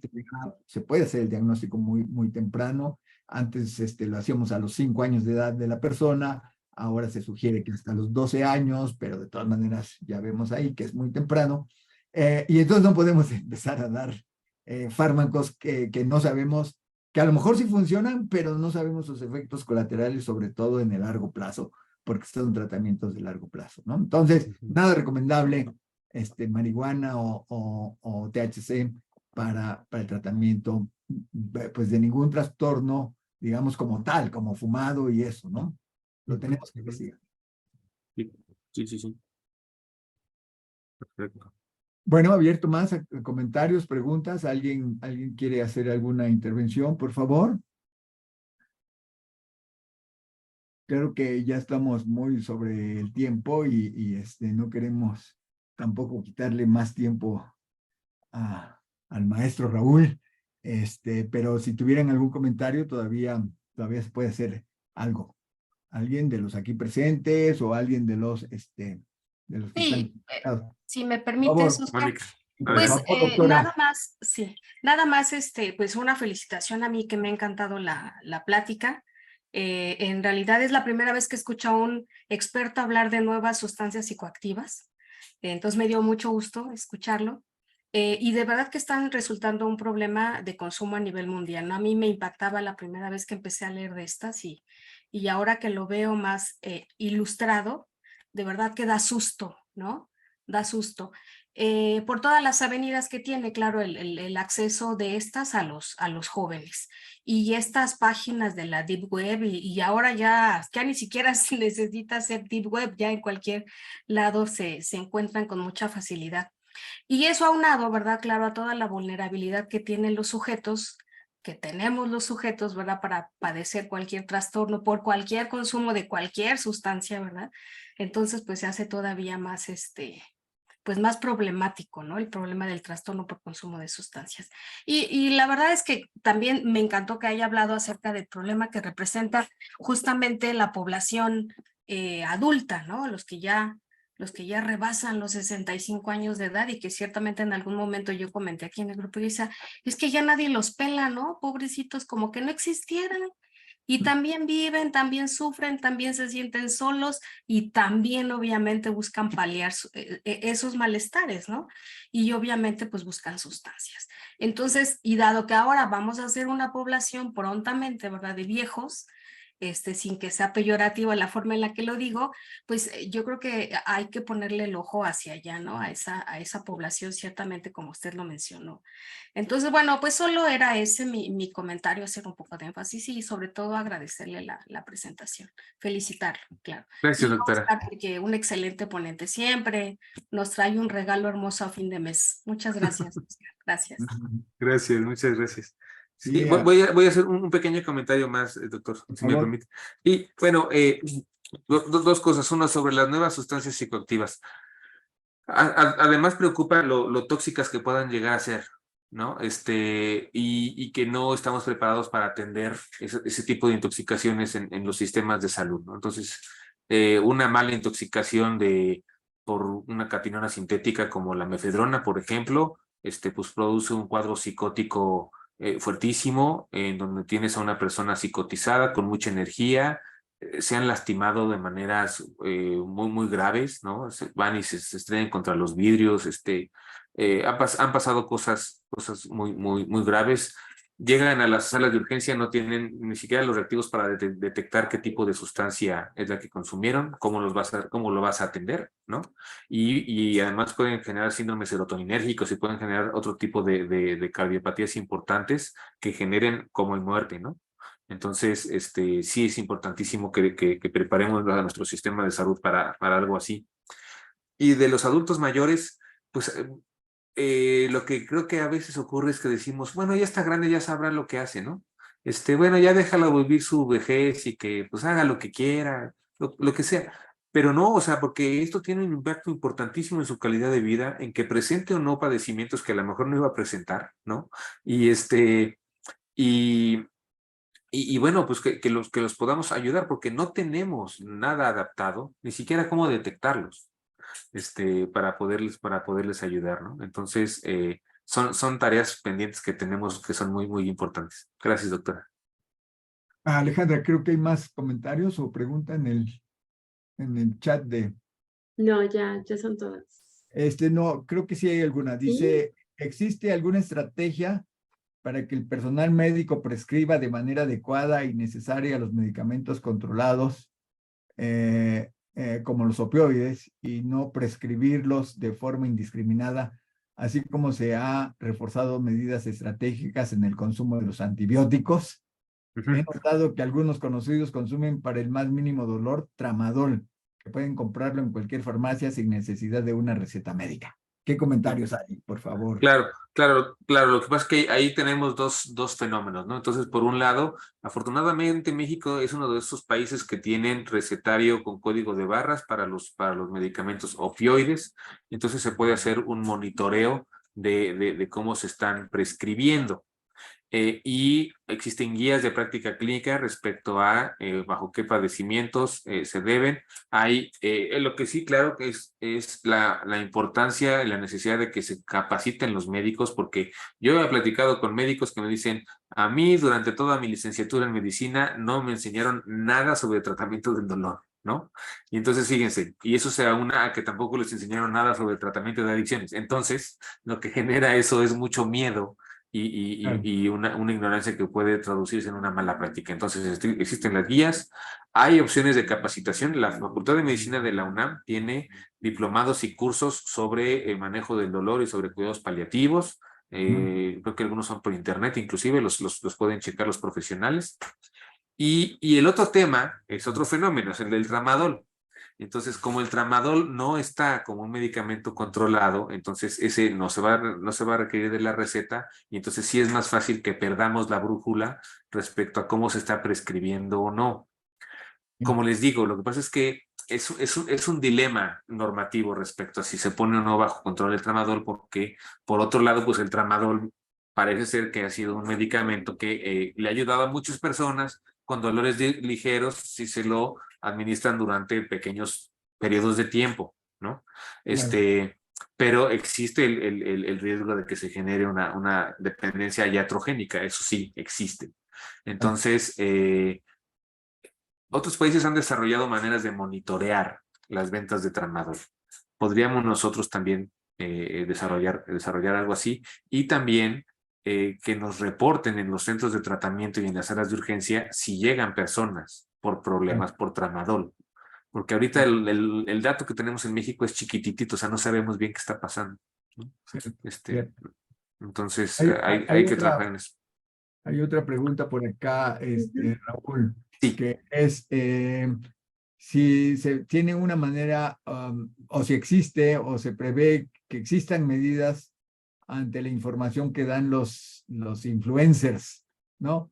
O sigue siendo libertad de expresión, porque incluso existen influencers que se ponen a hacer porros mientras transmiten, ¿no? Bueno, este es el comentario y la pregunta es si se está manejando o se está tratando de manejar esta información. Es un problema que en la GIFEL pusimos sobre la mesa de los países para ver qué se podía hacer. Hay un artículo de una de las convenciones de la de 1971, que es una convención internacional, que dice que se debe de prohibir la promoción de las sustancias psicoactivas en los medios de comunicación. Solo que luego lo que nos encontramos son países que dicen, pero ¿cómo crees? Yo no puedo controlar nada que esté en internet porque está en una nube. Y entonces a eso les hemos respondido. Si el dominio de la publicación viene de tu país, es tu responsabilidad regular, ¿no? Yo estos canales que les digo llevan 4 o 5 años así y nadie les ha hecho nada, ¿no? Entonces, esa es la parte de la normatividad. Lo otro, claro, se va a argumentar el tema de la libertad de expresión, pero el tema está en que un video que puede ver un menor de edad donde se promueve el consumo de drogas no tiene nada que ver con la libertad de expresión, ¿no? Eso es un riesgo sanitario para ese menor de edad. Y en ese contexto, Raúl, por ejemplo, que no se promueva alcohol, por ejemplo, También. se redujo en la televisión, se redujo en el cine y eso. Eso no aplica, no podría aplicar aquí en las... Ese es un tema que la OMS está estudiando, es importantísimo, que le llaman la mercadotecnia transnacional, ¿no? Pero no hay una normatividad internacional que los apoye, ¿no? Entonces sí, está un poco más complicado. Yeah. Y bueno, la otra parte que yo siempre les digo es, lo que tenemos que hacer es desarrollar el pensamiento crítico de los jóvenes. Así como les estamos enseñando a que detecten las noticias falsas, las fake news, ¿no? Pues enseñarles a que entiendan por qué este influencer está tratando de venderles esta idea. ¿Qué es lo que ese influencer gana? ¿No? Pues él gana popularidad, gana likes, gana monetizar, gana un montón de cosas. Realmente los están usando. Como las tabacaleras los usan y como las alcoholeras los usan, los influencers los usan también, ¿no? Entonces, sí necesitamos o sea, es decir, por ejemplo, muchos somos rockeros, ¿no? Y hemos visto que las vidas personales de los rockeros que seguimos son tremendas y terribles. Y no por eso caemos en eso, ¿no? O sea, decimos, a mí me gusta lo que canta y lo que toca, pero yo no voy a hacer lo otro que hacía, ¿no? Lo que se mete. Exactamente, ¿no? Entonces, pues es un poquito pensar más allá, ¿no? De lo que es cómo te presentan el modelo de conducta y ser crítico de lo que te están presentando, ¿no? Claro.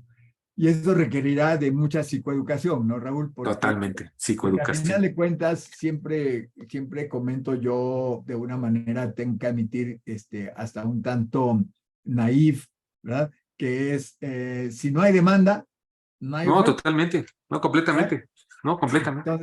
Entonces, si nosotros fuéramos capaces de influenciar ahora sí la mente de cualquier humano de cualquier edad y decir, bueno, esto te va a hacer daño, y vamos a suponer que entonces no hay demanda, pues tampoco habría oferta, ¿no es cierto? Entonces, esa es una parte también que tenemos que trabajar.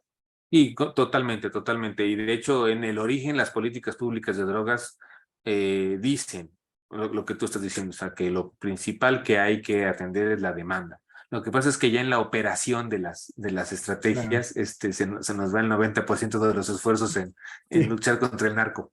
Pero, exacto. Sí. pero debería Exactamente. de, reducción de la demanda es la mejor de las estrategias siempre, prevenir. ¿Verdad? Claro que sí. Bueno, pues mira, ya se nos hizo el tiempo Sí, y ya sí. no te quisiera yo entretener más. Sé que tienes otras obligaciones que No, yo cumplir, encantado. pero también nosotros muy agradecidos de tu plática, de tus comentarios. La verdad es que a mí me dejas así como con la adrenalina arriba, como pensando qué más podemos hacer, cómo podemos intervenir, qué podemos entender del cerebro adicto, como nosotros le llamamos, para reducir justamente esta parte que es la demanda, ¿verdad? Ujú, ujú. Pero yo quedé muy a gusto, me pareció, además te agradezco mucho lo elocuente que eres, Gracias. agradable, tu manera de presentar todo es, no lo malinterpretes, sino divertida, Ok, ok. entretenida, ¿verdad? Y eso siempre atrapa la atención y uno aprende. Muchísimas gracias, Raúl. Gracias. Pues sí, seguramente te vamos a volver a invitar ahora que hagas ese otro ejercicio y tengas Claro, información, ¿no? claro Como que sí. con cierta frecuencia ya me informarás, oye, ya tengo esta información y te abrimos el espacio para que sea Raúl Martín del Campo secuela, Ok. ¿verdad? Muy bien. Perfecto. Muchísimas Perfecto. gracias, un abrazo. Gracias. Estés Un muy bien. abrazote. Gracias, Muchas muchas gracias, gracias. Raúl. Bye, Un abrazo, Un gracias. bye, abrazo, bye. bye.